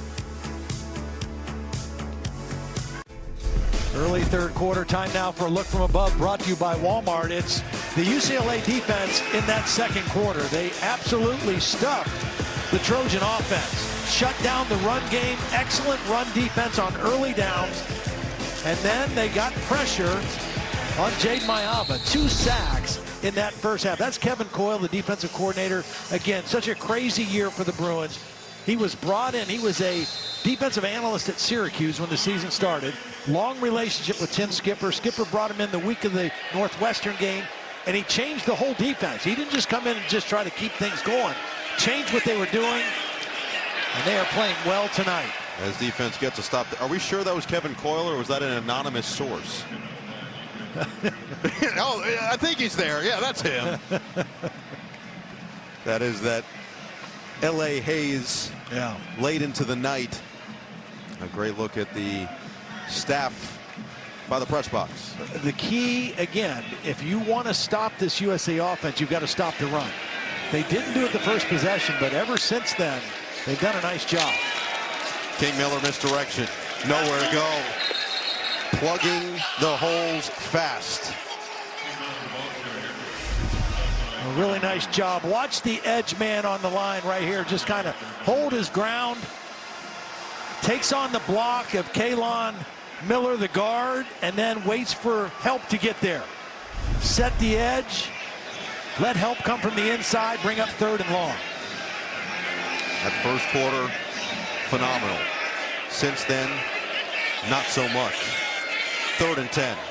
Likely pass. UCLA brings some pressure. Maiava in the pocket. Lofts too far in front of Tanook Hines.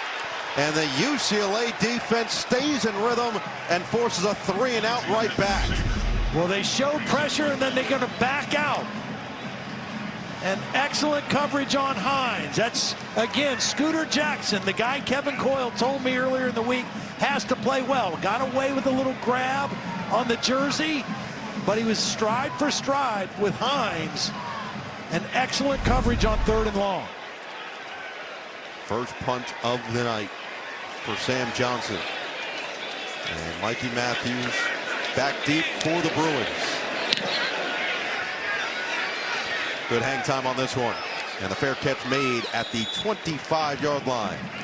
So UCLA's defense does its job. Now the offense will have its second crack of this second half. Up by 3.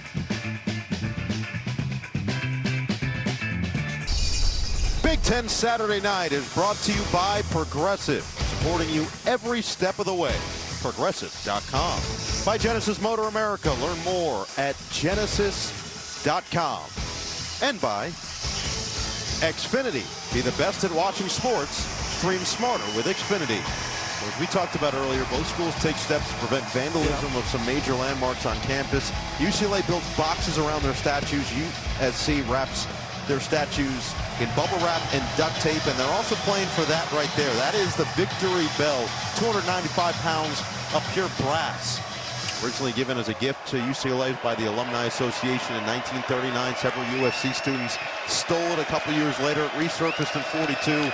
Here we are. The winner claims and gets to paint that thing. As to the outside, Anthony Woods has another positive first down play of maybe 7.5 yards out of bounds. Really nice job by Cortland Ford, the left tackle. I can't say enough how so far in this ball game, how well the offensive line has played for UCLA. Watch this block by the left tackle. Secures the edge, cuts right inside the block of the big left tackle, and a very good gain on first down running the football. UCLA has had much more success running the football on early downs than USC has so far in this football game. Just don't expect that UCLA would outrush USC 84-44 with the same number of attempts. Watch out. Ball was down. Yeah, Nico fortunately falls on the football, I think. But a wasted play, right? Second down and short. You actually lose a yard. Yeah, just the exchange. You know, that play was definitely going to the left, and you could see the center, Sam Yoon, working that way to the left. As a quarterback, if you know he's reaching that way, you have to kind of go with him with your hands. And that was a wasted play for Jerry Neuheisel's offense. But still third and very manageable. Just 3rd and 2 after that first down run from Woods. Stays in there here. Gilmer's been the main target. They'll send him in motion. Iamaleava on the move. Downfield. Looking for the first down. He's got it. Yeah, he had him early. He was a little late getting the ball to Matthews. They do a nice job by formation. They're going to stack the receivers, get the quarterback out on the edge, and watch Matthews. He's open right now. And Nico's a little late getting him the football, but Matthews does a nice job of keeping his feet in bounds and getting the first down. Just enough of a rub from Gilmer to free him. So, Iamaleava, 12 of 17, 73 yards in the touchdown. Keeps this drive rolling. Fox Flores, the tight end, the motion man on first down. With the rush there, a low throw was brought in by Mokiao Atamalala. A tough catch at the 40 to gain 4. Yeah, this was good job by Nico throwing under pressure because the pocket collapsed. It was a low throw. Wow, and tipped. Looked like he got his hands on it as it went to the ground. Looked like it. Right there. Again, you're allowed to touch the ground. It just can't move, which it didn't. Carlos Nicholson right there with the coverage and got the hand on the football, but a 4-yard gain makes it 2nd down and 6. Take it to Berger. Over the middle again, on time and on target to Mikey Matthews. That's the play that they tried to run the first play from the 3rd quarter, RPO. All right, so they're going to fake the run, the lines block and run, and bring the slant right in here behind it. You have to respect the run. Watch, here comes the safety on a blitz. That's who you're throwing off of right there. He's coming, he opens up that area, and you throw right behind him. That first play got ruled a no play because of the inadvertent whistle for somewhere. They come back to it right there for a first down. Gilmer 4 catches, 30 yards. Now Matthews has 3 catches for 17 yards, and they're going to go Gilmer on the screen. Block from Matthews across midfield, gets into USC territory before being spilled towards the sideline at the 47-yard line. You just get the feel that they're also still set up for something where they fake a short throw and try to stretch the field. They have not thrown the ball down the field yet, but they've thrown enough short throws and been efficient and effective with them. They might have this USC defense set up for a big shot. Longest pass of the day, 12 yards. The longest run of the day was Berger, who went 17. Second down and 4. USC brings 4. Over the middle again, it's caught. High one handled by Habermill. Habermill working on the safety now. Remember the last time we saw Habermill on a third down working against a corner. This time he's working against a safety. This is a matchup that the tight end has the advantage. And a nice throw from the pocket by Nico. On time and on target. And another first down. You get a tight end matched up on a corner, it favors the defense. Tight end matched up on a safety, typically it favors the offense. Habermill had a pair of touchdowns, 2 of his 5 in his career against USC a couple years ago. Looking to make an impact in his final collegiate game in year number 7. Delayed handoff. Woods. The stutter step allowed for Alex Graham to get back in the play and drag him down by the ankles. Yeah, nice play by Graham, but a bad decision by Woods. He should have stayed inside on this run. I mean, he's going to get 4 yards for sure if he stays inside right here. Instead of bouncing it out, it allows a nice play to be made by Alex Graham. You can see why they're so high on Alex Graham. Yeah. He's made a couple of really impactful plays already here tonight. They thought he was going to be a factor early in the season, battled injuries. They got him back. He can play corner. He can play safety. Second and 8. Free rusher. Iamaleava escapes. Now Iamaleava stops on a dime and gets some positive yards. Eric Gentry was there, and he just slipped him enough to gain 2. Well, Braylon Shelby's like, what happened? I mean, this is Houdini. I mean, he is a free rusher, clean shot, right underneath the arm, and turns it into a positive gain. Short gain, but better than a sack. He whiffed. Yeah. Iamaleava does the rest.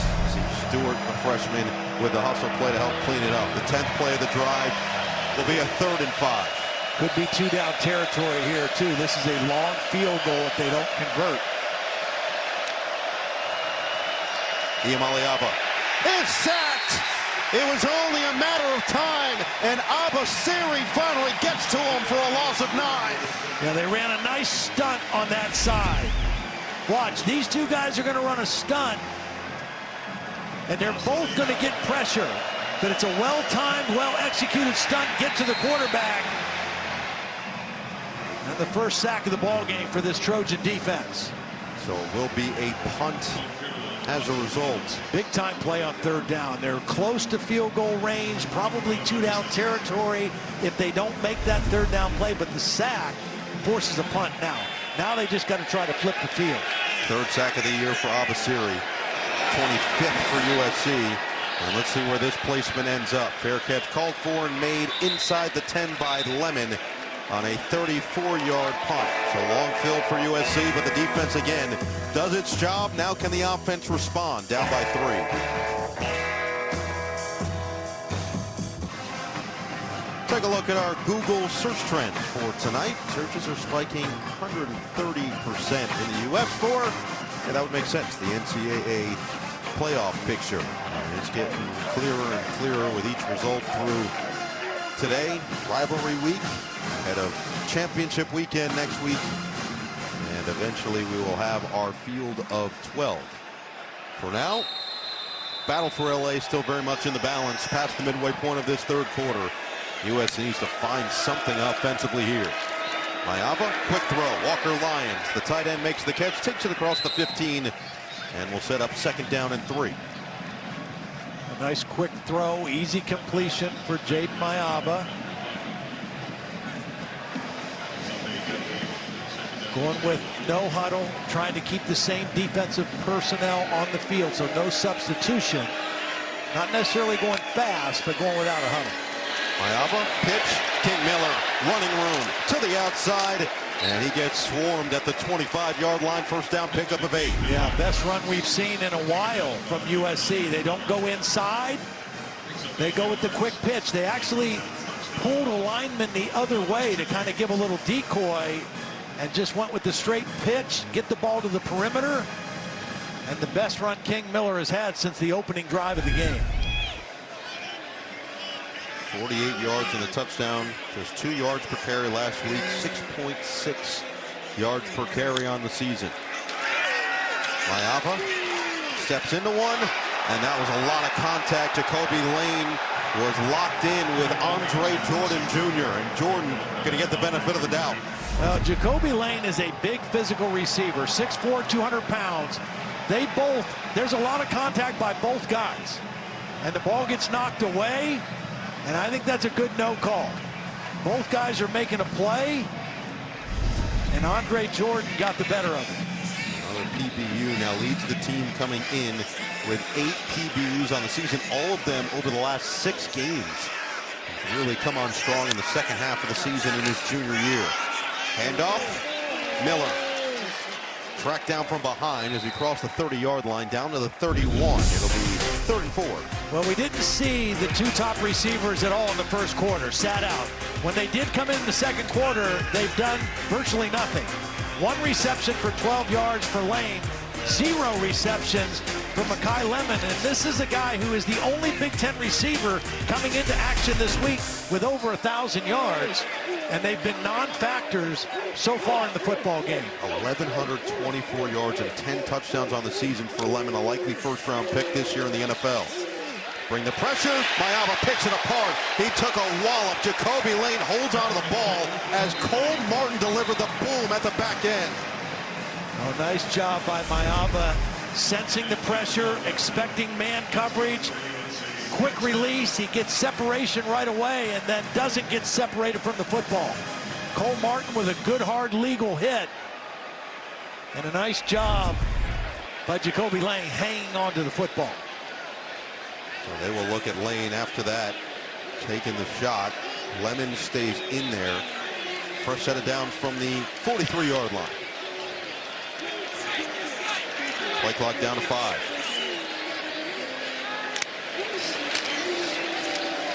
Maiava's going to keep it himself. Good decision. Trying to point it out as he gets to the 49. Key Lawrence, nice job by the veteran just to stay in front, track him from the start of the play. Yeah, nice little option off of the counter play, right? That's their base play, their bread and butter play. They pull the backside guard and tackle. They fake the counter. The quarterback keeps. There's nobody on the edge. Pretty good job by Key Lawrence closing space there and making a tackle, because it looked like Maiava had a lot of room to run. Lawrence's freshman year at Oklahoma was Lincoln Riley's last year at Oklahoma. Played for Lincoln there. Has had a career at Oklahoma, Ole Miss, now at UCLA. Whoa. That was dangerous and somehow brought in by Tanuk Hines, but it looked like he was down. Whether or not that was even a completion remains to be seen. It looks like they will give him the catch at the midfield line. Kind of a late throw to an outlet receiver. Looked like it could have been picked, went right through the arms of Kanye Clark, and Hines able to make a catch. Contested catch for sure. The question is, where does he go down? I'm not sure he went down. No, but they can't do anything about that at this point. So it's 3rd down and 3. Go fairly quick. It's a quick pitch, and Walker Lyons has got it. Did just enough before skirting out of bounds to move the sticks. And Jacoby Lane with a big block. Watch, again, because the tight end is behind the line of scrimmage, you can block downfield. He catches it. Jacoby Lane's already into a block on the corner to get the first down. Throw it at or behind the line of scrimmage. You can block downfield. Nice job by Jacoby Lane securing the edge for the first down. So it'll be a first down from the 46. Got to find a way to get this guy the football. Fake it. Instead, back to the tight end. This time, Lake McCree over the middle of the field as he gets chopped down by Scooter Jackson. 13 more through the air. Watch this route and watch him just freeze the linebacker here. Here's McCree going to run this little route. Freezes the linebacker. Opens up in the middle of the defense. And Maiava finds him with the football. Little stutter step by the tight end. And a nice throw over the middle of the field for USC. Jacoby Lane, helmet back on. Question is, can he get back out? Approaching 30 seconds to play in the 3rd. Fake it to Brian Jackson. Maiava, sideline, towards the end zone. There he is! Touchdown! Makai Lemon, 32 yards. There is a flag down. I think it's going to be pass interference on the defense. Makai Lemon, these two receivers. Pass interference, defense, number 21, the penalties decline. Result of play is a touchdown. They are both excellent on contested catches, and Jade Mayava has great confidence even if they're covered. This is pass interference. It's pretty good coverage. Doesn't matter. You know, Woody Hayes at Ohio State used to say, if you throw the football, 3 things can happen and 2 are bad. It can be incomplete or intercepted. Jade Mayava says, if I throw the football, 3 things can happen and 2 are good. Either my guy's going to catch it or he's going to get defensive pass interference. That time he got both. 11th receiving touchdown of the season for Lemon. 22nd passing touchdown of the year for Mayava. And that extra point makes it a 4-point lead. It was only a matter of time before Makai Lemon was going to catch his first ball of the night. This was a big time to do it. Winding down in the 3rd, USC regains control. The battle for LA. We don't want no drama. The United Cam never brings us any drama. Time for a look here. One of your favorite traditions right here, I love right? Traveler, yeah. What about that Traveler? Not so much that one. I'm a big real animal mascot fan, though. Were you a fan of lifting up teammates on the sideline with a chair over your head? Zaire sends it away, taken by Cole Martin at the goal line.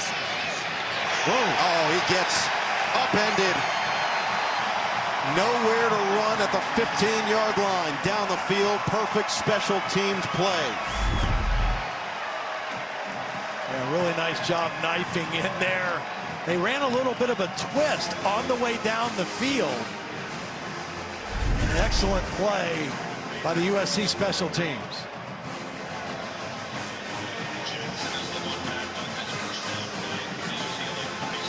So 20 seconds left in the 3rd quarter. And UCLA, who had the lead at halftime, had the lead for the majority of this quarter, and now have a chance to retort the Lemon touchdown. 2 backs in there. Iamaleava hands, and it's Berger through the hole. Berger with a speed, down the sideline, shoved out of bounds. Perfect start to the drive. Berger's been chewing up yards. 25 as he finally breaks another one loose. Yeah, missed tackle by Gentry.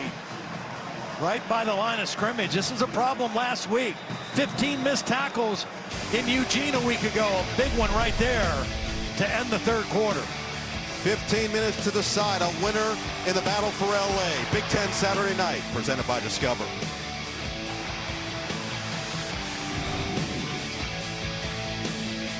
Aerial coverage brought to you by Ford. Ready, set, Ford. And ready, set, play for these 15 minutes. The flame ignited at the Coliseum. That means we've got some real action here. No Eagle and Todd Blackledge, and this is really all you could ask for if you're the Bruins coming into the 4th quarter with a close game. This is what rivalry week is all about, right? Yeah. It's a close game, a 1-possession game entering the 4th quarter. Both teams kind of exchanging punches here. Should be a fun 4th quarter. UCLA, Tim Skipper said it to us during this week. If a win tonight does anything, it feels like it almost rights the wrongs of the entire season. Yeah, and this is their postseason. This is their bowl game. This group of coaches and players will never be together again. And they have a chance to go out on a really positive note if they can play well here in the 4th quarter. But USC with a 4-point lead right now. Let's start with a good play here on 1st down. It's a delayed handoff. Berger has been the go-to guy most of the 2nd half, and he gains another chunk as we go to KT. Yeah, and after stops at Wisconsin and Michigan State, Berger told me UCLA is the program that's gotten the best out of him. He said, I'm more of a Swiss Army knife now. I can catch out of the backfield, throw, run the ball, or go into Wildcat. I feel like here I'm really exploiting all of my talents. He also acknowledged that he's gotten better at blocking down the field. He said because when you got a quarterback like Nico Iamaleava, that he can take it to the house anytime from anywhere in the field, guys. That certainly helps. That dual threat quarterback to go with a running back as experienced as Jalen Berger now in his 5th year from Don Bosco High School in New Jersey to Wisconsin to Michigan State, here to UCLA. Oh, is that caught? It was bobbled. Quasi Gilmer had the 2nd effort, but it looks like it's incomplete. It was a design back shoulder throw. It was on a dart. It wasn't much air into this. It's a well-thrown ball. He has it initially, but can't control it as he goes to the ground. An opportunity missed there on second down. A throw down the field. It was there, but it brings up third down. And again, this is where D'Anton Lynn's defense is at its best. Third down passing situations.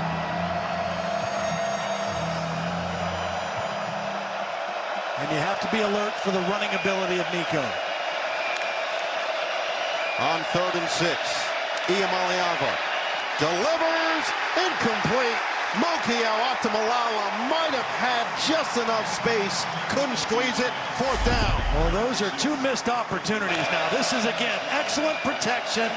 A good job by Nico staying in the pocket, making an accurate throw, and 2 plays in a row, balls that should have been caught were dropped, and UCLA has to punt the football. Marcellus Williams, who has played some outstanding football the last couple weeks of the season, makes a critical stop. Now Makai Lemon back for this kick from Will Carroll. And Carroll gets it away.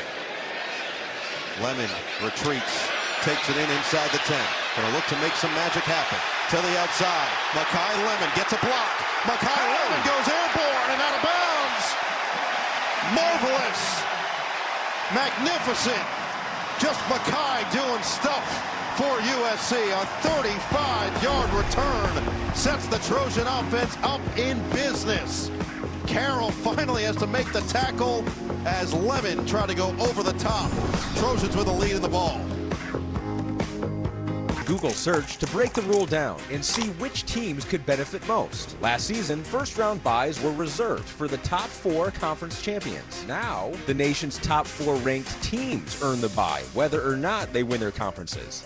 Teams that are highly ranked in competitive conferences and independent teams who do not play in conference championships stand to benefit.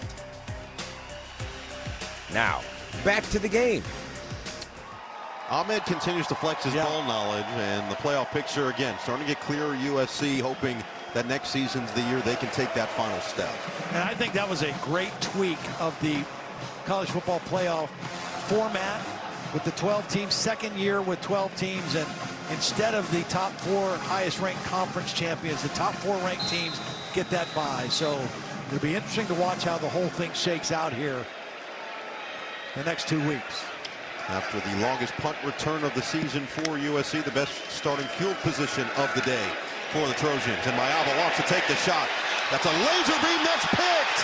Key Lawrence takes it away. Is down, though. Lawrence looking to return back into USC territory. Flag is down at the 35. A fight after the whistle as well. They may get Andre Jordan, the corner, who was in coverage, for a penalty. Lawrence was the safety over the top who's going to get the interception. Jordan was the underneath cover guy. Take a look as they try to get the tight end down the field. McCree, actually it's not Jordan, it's right there at 21. Cole Martin was the underneath cover guy, and the flag came out right there. Also might be on the hit. It came back towards the line of scrimmage. There are 2 fouls against the defense. Pass interference, 21. That's declined.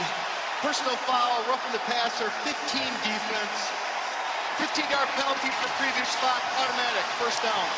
Well, the interception would have been wiped out either way, and Jade Maiava very thankful for that, because that was an ill-advised throw, throwing into coverage down the field to his tight end.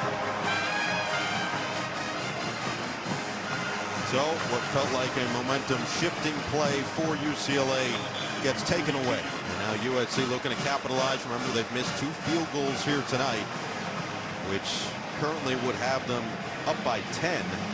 UCLA's done a great job when USC has gotten into threatening position of tightening the defense. Good news is Jacoby Lane is back on the field for the Trojans. Single coverage with Lemon in the slot as well.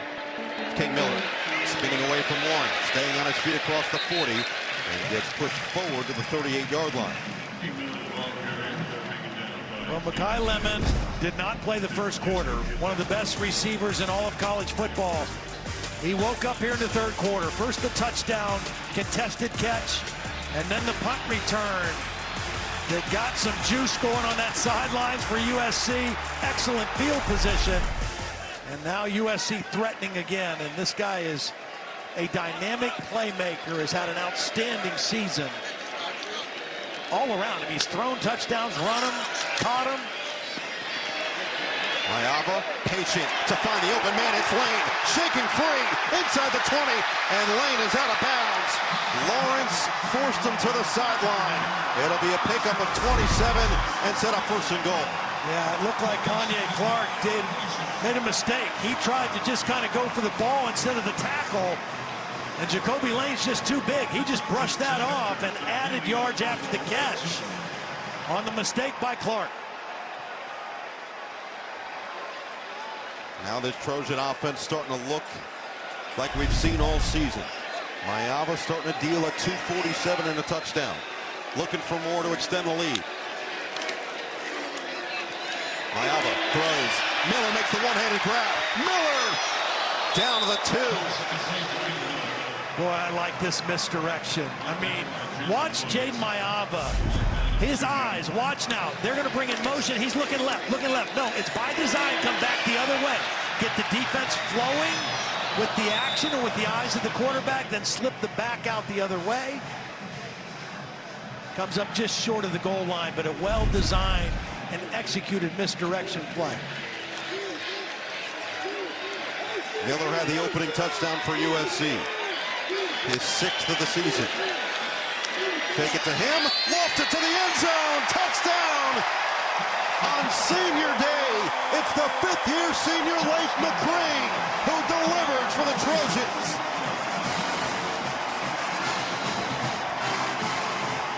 Well, a couple things here. Another well-designed play. 3 tight ends. Here's 2. Here's McCree, and this is Lemon. And bringing him in motion, watch how he affects the defense. Play action fake, motion Lemon, slip McCree out. He's wide open in the corner, and a nice little play action touchdown to cap an excellent USC drive. 3 tight ends. You're thinking run all the way. They go play action to the easy touchdown throw. Sayuri stays perfect on extra points this year. In a blink, USC has gone from down 3 to up 11. Back-to-back touchdowns thrown by Maiava. First to Lemon. This time, his tight end gets it done to extend the lead. Hope all of you had a wonderful Thanksgiving. We certainly did, with our entire crew, our work family out here in Los Angeles, and everybody putting together a marvelous season of Big Ten Saturday night. A huge thank you to everybody that's a part of this phenomenal crew as we finish up our 3rd year together, and just always such great vibes around. From top to bottom. Everybody does wonderful work and puts together this Big Ten football NBC crew. So a huge thank you to everybody. How about the spread that Craig and Rachel put together for the whole crew Thursday night at the hotel? Oh, this is nice waving form. Hi, Mom. Yes. This is top tier work right here. An elite camera crew. Todd, you go ahead and meet with this squad before every game. I'm shocked They're outstanding. I'm shocked that they still allow you in their meeting. I just try to give them a few nuggets to help them in any way I can. They do a great job. They follow our action, and they get great shots. Yes, they do. 21-10. USC looking to shut the door on this battle for Los Angeles as we check in with Catherine Tapp. Well, guys, Lincoln Riley was mentored by the late Mike Leach at Texas Tech, and DeCarlos Nicholson, who played under Leach at Mississippi State before transferring here to USC, said while he sees similarities between the way Leach ran his program and how Riley does it, Riley has really come into his own these last few seasons. He said he's got his own spice that he puts on the offense. You can tell he's from the same coaching tree, but he certainly has carved out his own mark, guys.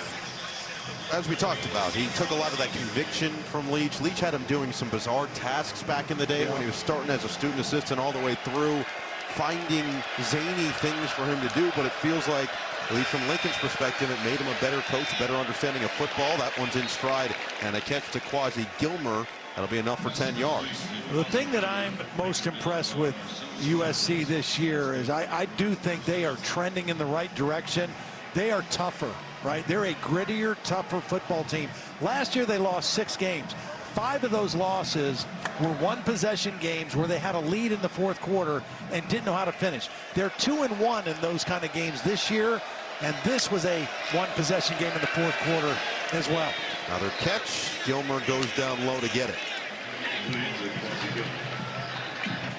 He talked so much about the mindset shift for this team. First year, he said it was a lot of just convincing them, hey, you can win some of these games. And then as they went on, it was a complete overhaul of the team's mindset. He said he was maybe most proud this season that with the injuries at running back and the injuries at offensive line and some of the injuries they dealt with in secondary, it didn't really impact the team's mindset. And he felt that was a huge step forward for this program as they head into year 5 next year. Screen pass, it's all Gilmer so far on this drive as he bounces off a few tacklers and again will move the sticks. Yeah, well, the thing now with UCLA, they've got to pick up their pace a little bit, right? I mean, they're 11 points down. They've played well. It's like Nicholson is down on the field at the end of that play. There is that Mississippi State transfer that KT was just talking about. Came in with 34 tackles, 3 pass breakups, an interception, and we'll check on him when we come back. With Discover It, fans can earn cash back on their game day purchases. Well, last night at the Rose Bowl, Santa Margarita, led by first-year head coach, USC legend Carson Palmer, defeated Centennial 42-7, winning the CIF Southern Section D1 football championship. Yeah, get fired up. That's right, first-year head coach, number retired here at the Coliseum. Just a ridiculously talented and high IQ quarterback at number 3, special in Southern California, into the NFL with a number of teams, including Cincinnati, Oakland, and Arizona. UCLA still with a pulse here. And that is not going to help. You need Jay with the early movement. Ball start. Offense number 71. 5-yard penalty. First down. You know, coming into this game, these two teams were the 2 worst in terms of most penalties per game in the Big Ten. Both of them have done a good job tonight. That's the 3rd penalty against UCLA. USC only 2 penalties for 15 yards. They had 8 for over 100 last week in Eugene. Frias and Woods initially in the backfield. Now Frias will motion out. 1st and 15. Iamaleava will not escape. Right into the arms of Abasiri with his 2nd sack of the night. Yeah, Abasiri gets the sack, but Cameron Crawford, number 1, watch him from the top of the screen collapse the pocket, forces Nico up into the pocket and right into the waiting arms of Abasiri. This defensive line, they're deep, they're athletic, and when they get an opponent in definite passing situations, they can get after the quarterback. False start, sack, back-to-back plays. 2nd and 18, and they're not going to get this off unless they got to call a timeout here. They had to give USC time to substitute. Play game, offense, 5-yard penalty, 2nd down. So no timeout taken. Instead, it's false start, sack, delay of game. Yeah, 2nd and 23. Got to get a little bit of this back right here. You're not going to get it all back in a chunk. Maybe a screen pass. Something to try to get part of that yardage back. Give yourself a fighting chance on 3rd down.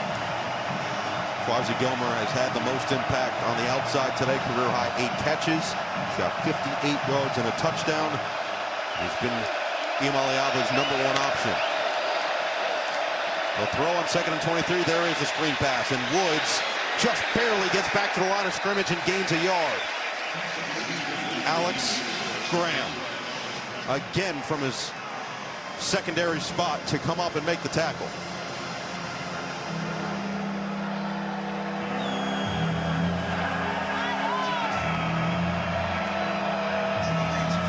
Young man says fight on. Trojans have listened in this 2nd half, taking this game over into the 4th.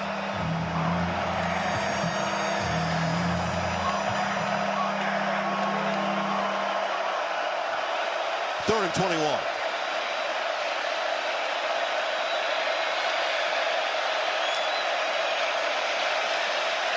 Iamaleava delivers. It's caught. Mokiao out to Malala. Big names, bigger gain. First down. Well, DJ Harvey is in coverage, number 2. If he makes the tackle after the catch, it's short of the first down, but he misses the tackle. And that allows the receiver to get beyond the sticks and make the first down. What a huge conversion on 3rd and a mile by UCLA. Longest pass play of the day. 24 yards to keep this drive moving and keep this game in the balance. Berger back in there on first down. Iamaleava pumps. Escapes. Iamaleava on the run. Out of bounds. Out of bounds. Good job getting away from pressure. You know, this is what you see on film from UCLA. Is that they don't stop playing. They don't stop fighting. Now, they've gotten blown out the 4 games prior to this one. Played poorly against Washington at home in their senior night, their last home game. They are playing with a little different edge, a little different chip on their shoulder tonight, trying to make this a 1-score game again. Again, Bacani does have a leg, 57 yards, his career long. Right here would be about 58. Iamaleava looking to use the wheels. He gets tracked down. Braylon Shelby whiffed earlier. This time a no-doubt sack. Well, that's because this time Nico couldn't see him in order to duck him, because Braylon's coming from the backside. Again, we talked about the athleticism of this defensive front. He beats the left tackle and then chases down the quarterback and closes that space. Nico didn't see him, didn't feel him until it was too late.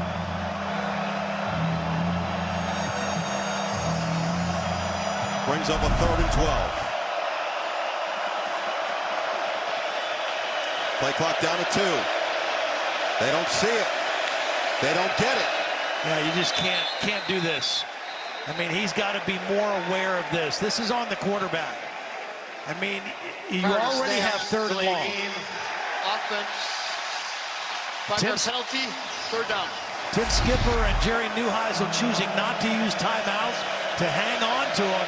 The quarterback has got to be responsible for the play clock. You've got to pick up your urgency, pick up your tempo, your pace, and avoid those kind of penalties. Converted on 3rd and 23. I think Danton Lynn was going to bring pressure the last 3rd down. I think he's going to drop out and play coverage on this one. And another penalty. After clean. Offense number 71. 5-yard penalty. 3rd down. It's Unije again, and after a clean first several quarters, 3.5, it has gotten sloppy on this drive. Essentially the same situation as they just converted to Mokiao out to Malala.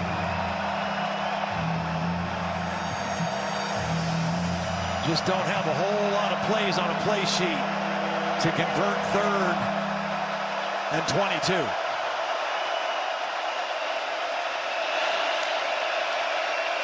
Three-man rush, dropping 8. Dump it. Woods lowers the shoulder, doesn't get much further to the 45 of the Trojans as Nicholson makes the tackle. The problem with that, those penalties and backing it up, is even if you're thinking about going for it here with this late in the game, you still have a ton of yardage to convert on 4th down. It'll be 4th and 15 with the offense still on the field. Still a very difficult conversion opportunity here for Jerry Neuheisel and Nico Iamaleava. 0 for 5 on 4th down the last 2 games.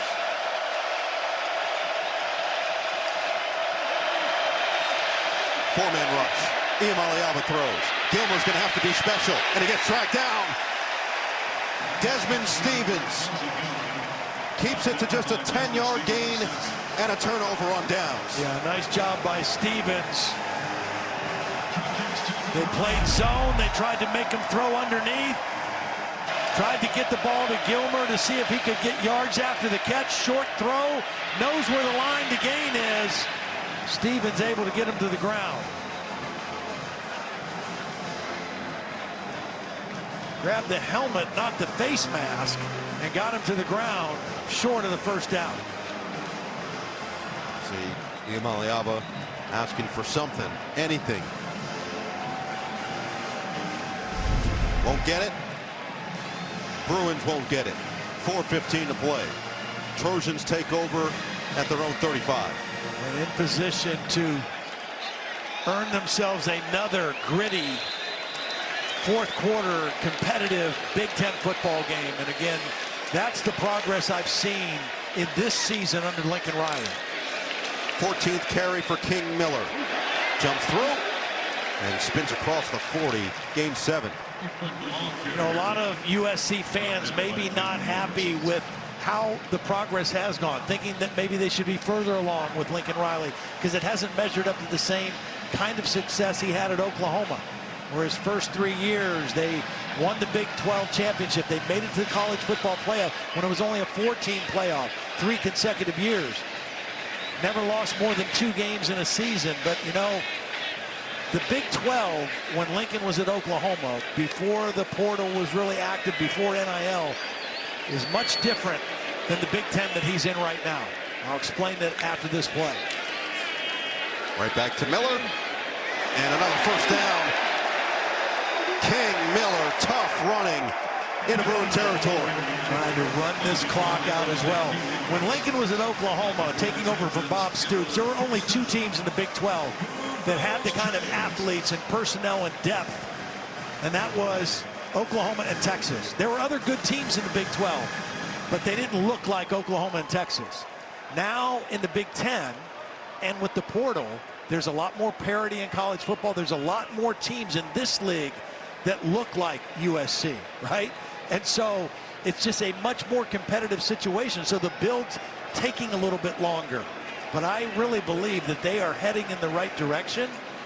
And I think this USC team will be a contender next year in this conference and to make the college football playoff. Miller gets 3 more yards. And that will, unless UCLA stops it, which it looks like they will, they'll take their first time out with 2:36 left. First team timeout, UCLA. 32nd timeout. With Jade Mayava this year, we saw some really explosive offense through the season again in this second half. Yeah, he's played extremely well. Again, remember, he started the game without his 2 favorite targets. Still had good numbers, 21 of 29, 257, a couple of touchdowns. He ran the ball a couple times off the play action counter fake. Just kind of distributing the football. Played a very clean game. Threw a couple picks in Eugene a week ago. They couldn't run the football. Season low 52 yards rushing. Put a little bit too much on him. Had to throw it over 40 times. That's not when they're in their wheelhouse, when they're at their best. They're best when their run is good and they're throwing it between 25 and 30 times a game. King Miller looking to slam the door shut on this battle for LA. Calabasas high school product. 16 carries, make it 17 with a hole. Miller off to the races from walk-on. He'll keep fighting on.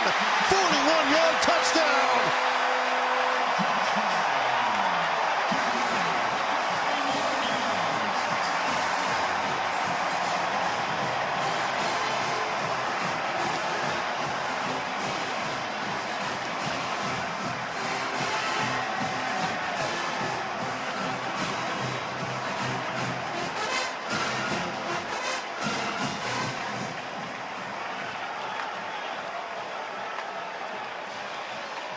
Result of the play is a touchdown. After the play, unsportsmanlike conduct. Scoring team number 8. That 15-yard penalty will be assessed on the ensuing kickoff.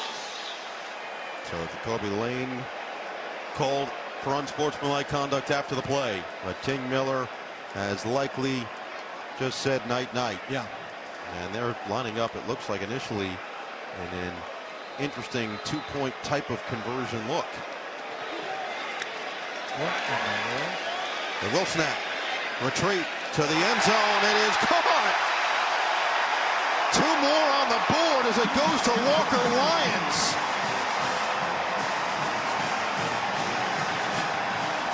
What a play call. And Gage Roy, one of the backup quarterbacks, delivers the ball in the perfect spot. Well, here's Walker Lyons right in here. And he's just going to go and kind of hook around in there. They release all 3 tight ends. Lyons just bodies up the defender, kind of like he's boxing out for a rebound. And taking a page out of Jaden Mayava's book, throwing it off balance, backing up, giving your guy a chance. But here's the touchdown. Now watch. We talk about Lemon and Lane. Watch this block to start the play by Makai Lemon. Key block. Now, here's the other guy down the field. Jacoby Lane getting a block, right? Both receivers. It hasn't been a bunch of catches tonight, but doing the things to help their team win and now put this game out of reach. First block by Makai Lemon. Second block downfield is going to be by Jacoby Lane. And King Miller goes untouched into the end zone to kind of shut the door on this one for the Trojans. His first career multi-touchdown game. And Lincoln Riley says it was not expected, obviously, for him to have the role that he's had as Nico Imaliava looks on and his team's chances slip away. But King Miller's handled himself incredibly well with the physical and mental tax that brings week in and week out of carrying it 15+ times, which he's done since taking over. And he hasn't changed who he is. No. He's been the same guy that he's been as a walk-on. Comes in every day, works his tail off, tries to prove why he deserves and continues to deserve that playing time. As Cole Martin gets it across the 40, an excellent return out of bounds across the 45-yard line. Some words being exchanged after over on the UCLA side. Couple months away, next year, experience the majesty of the Winter Olympics from Northern Italy, Friday, February 6th on NBC and Peacock. There's no foul in the play.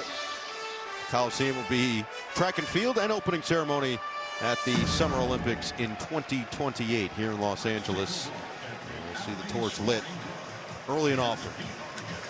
I'll say this about King Miller. If nothing else, hopefully he earned a scholarship, right? You got to imagine him and his twin brother. Yeah. I mean, Kalon has had to be the starter on the offensive line. Both walk-ons. Imaliava, Frias in the backfield. He is met immediately by Braylon Conley. You got 2:11 and ticking, likely taking us to the 2-minute timeout here at the Coliseum. UCLA's lined up. We'll see if they can get one more play off in time. And they do. Imaliava steps into one, tipped. Oh, it's caught on the carom. Mikey Matthews with the assist from Gilmer. A flag is down in the secondary. That was almost an alley-oop between the receivers and a gain of 21 yards.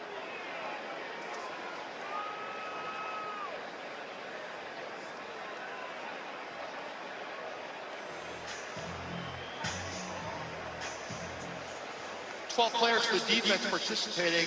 That penalty is declined. Result of the play is a first down. That'll take us to the 2-minute timeout with a spectacular play on the tip and the catch. Matthews brings it in. UCLA battling till the end. Taking the CFP world right now, but that would probably be at the top of the list at this very moment. What a back and forth, as expected. The Iron Bowl always produces, just like the game always produces. We saw that earlier today with Ohio State eventually pulling away. Similar to what we've seen out of USC in this second half against their rival in UCLA. Jane Mayava, Lincoln Riley and company doing their job. UCLA's offense battling all the way through for 4 quarters here as Imaliava drops back. Now he'll escape. Eyes downfield. And a little too much mustard on that one. Just a huge shout out to Tim Skipper for the job that he's done this year. Coming in a couple games into the season for Deshaun Foster, was the interim head coach last year at his alma mater, Fresno State, and has really just kept this team together amidst a challenging stretch to start the year. Yeah, I mean, a really, really unusual situation, you know, and he has been so positive. You know, we met him last year when he was at Fresno State as an interim coach and loved him then. He's got a lot of juice, a lot of positivity, and he's a guy that somebody would be smart to hire. Iamaleava gets dragged down, but another impressive run by the quarterback right near the line to gain. He'll pick up 9. When you were asking Tim Skipper, he played for Pat Hill when he was at Fresno State, and Pat Hill would do anything to motivate his players, and always said, oh, USC refused to play against us. They just refused to play us, to help motivate both USC for playing them, as that one's right on time. And Moki Atumalala has a first down. He also said that he did everything for them, and it actually helped give the players a greater appreciation for the situation that they had. He's like, we didn't have a lot of money as a program. We didn't have a jersey sponsor. As Iamaleava, another throw, another catch for Gilmer, sheds a tackle, and then gets spun like a top.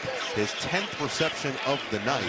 So he said that Pat Hill would actually do a fundraiser where they would do a used car sale in conjunction with one of the local businesses. All the players would go.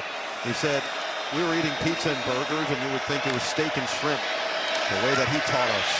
Towards the end zone, Iamaleava a little too far in front of Mikey Matthews and incomplete. Well, and again, I think one of the things to really respect, and I say this being the son of a coach also, you know, Tim Skipper, Jerry Neuheisel, Kevin Coyle, this whole staff, when they're in the office, when they're in the football building, when they're around the players, they got one focus. That was to make the Bruins the best they could be, day in and day out, to make the program better than when they took it over. But you still got families and a lot of uncertainty. When you go home, you got to have honest conversations with your family about what's next. Where do we go from here? Iamaleava, incomplete. Gilmer, the intended target, DJ Harvey in coverage.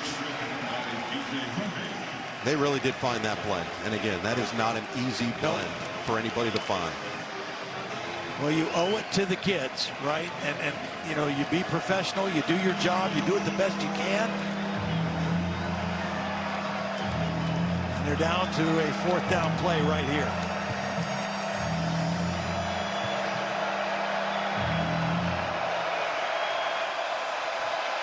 And it's still a 3-possession game. 51 seconds remaining. Last gasp for the Bruins. Iamaleava, that'll end it. Taken down, dumped in the backfield.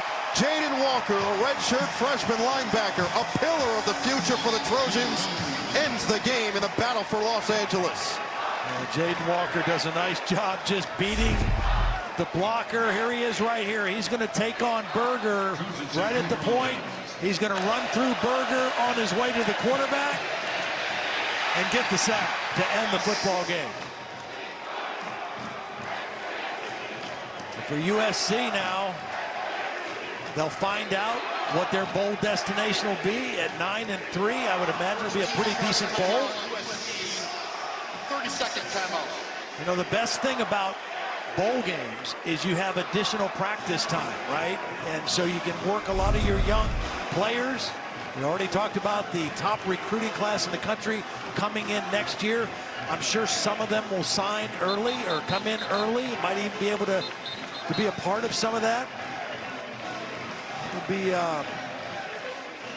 good momentum going into the bowl game and then on to next season.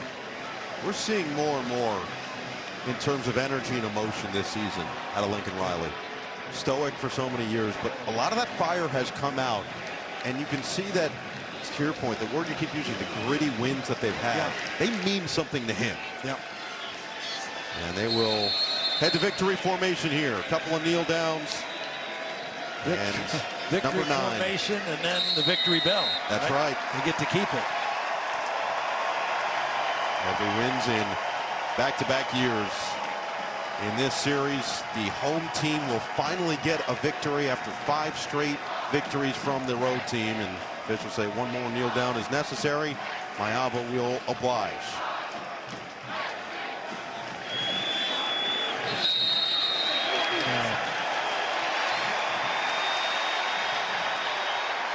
Cole Martin, physical at the end. Not necessary. Everybody else was just kind of taking a knee and.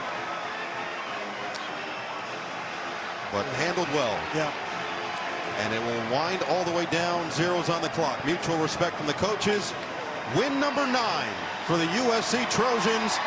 They take the battle for LA and they keep the victory bell in South Central. 29-10. Your final score.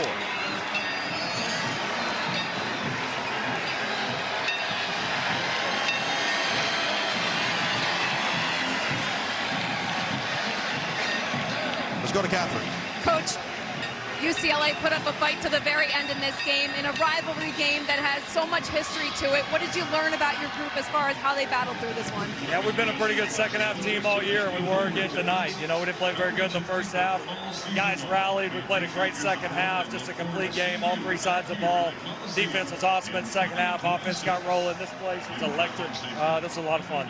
How can you build on a win like this as your program continues to move forward? Yeah, I mean, 9 wins with the schedule we play is a really good year. It was close to being a great year, but that's the fun in the build. And I mean, I think people that are here right now to see this scene, I think people are excited about not only what this team has done, they've really paved the road like last year's team did for this team. This team has done it for the future. The future's really, really bright at USC. And the future includes players like King Miller and Jaden Walker, walk-ons who came up huge in this game tonight. You know, how much do they embody the essence of what this program's all about? Yeah, it's been a theme for us with all the different injuries and all that we've had. We've had so many different guys step up, and so many guys that either are currently walk-ons or started their career have had a huge impact on this team. So, yeah, cool to see all the different guys stepping up and making plays. That's what really good teams and programs do. Coach, thanks for your time. Appreciate it. Thank you. Appreciate it.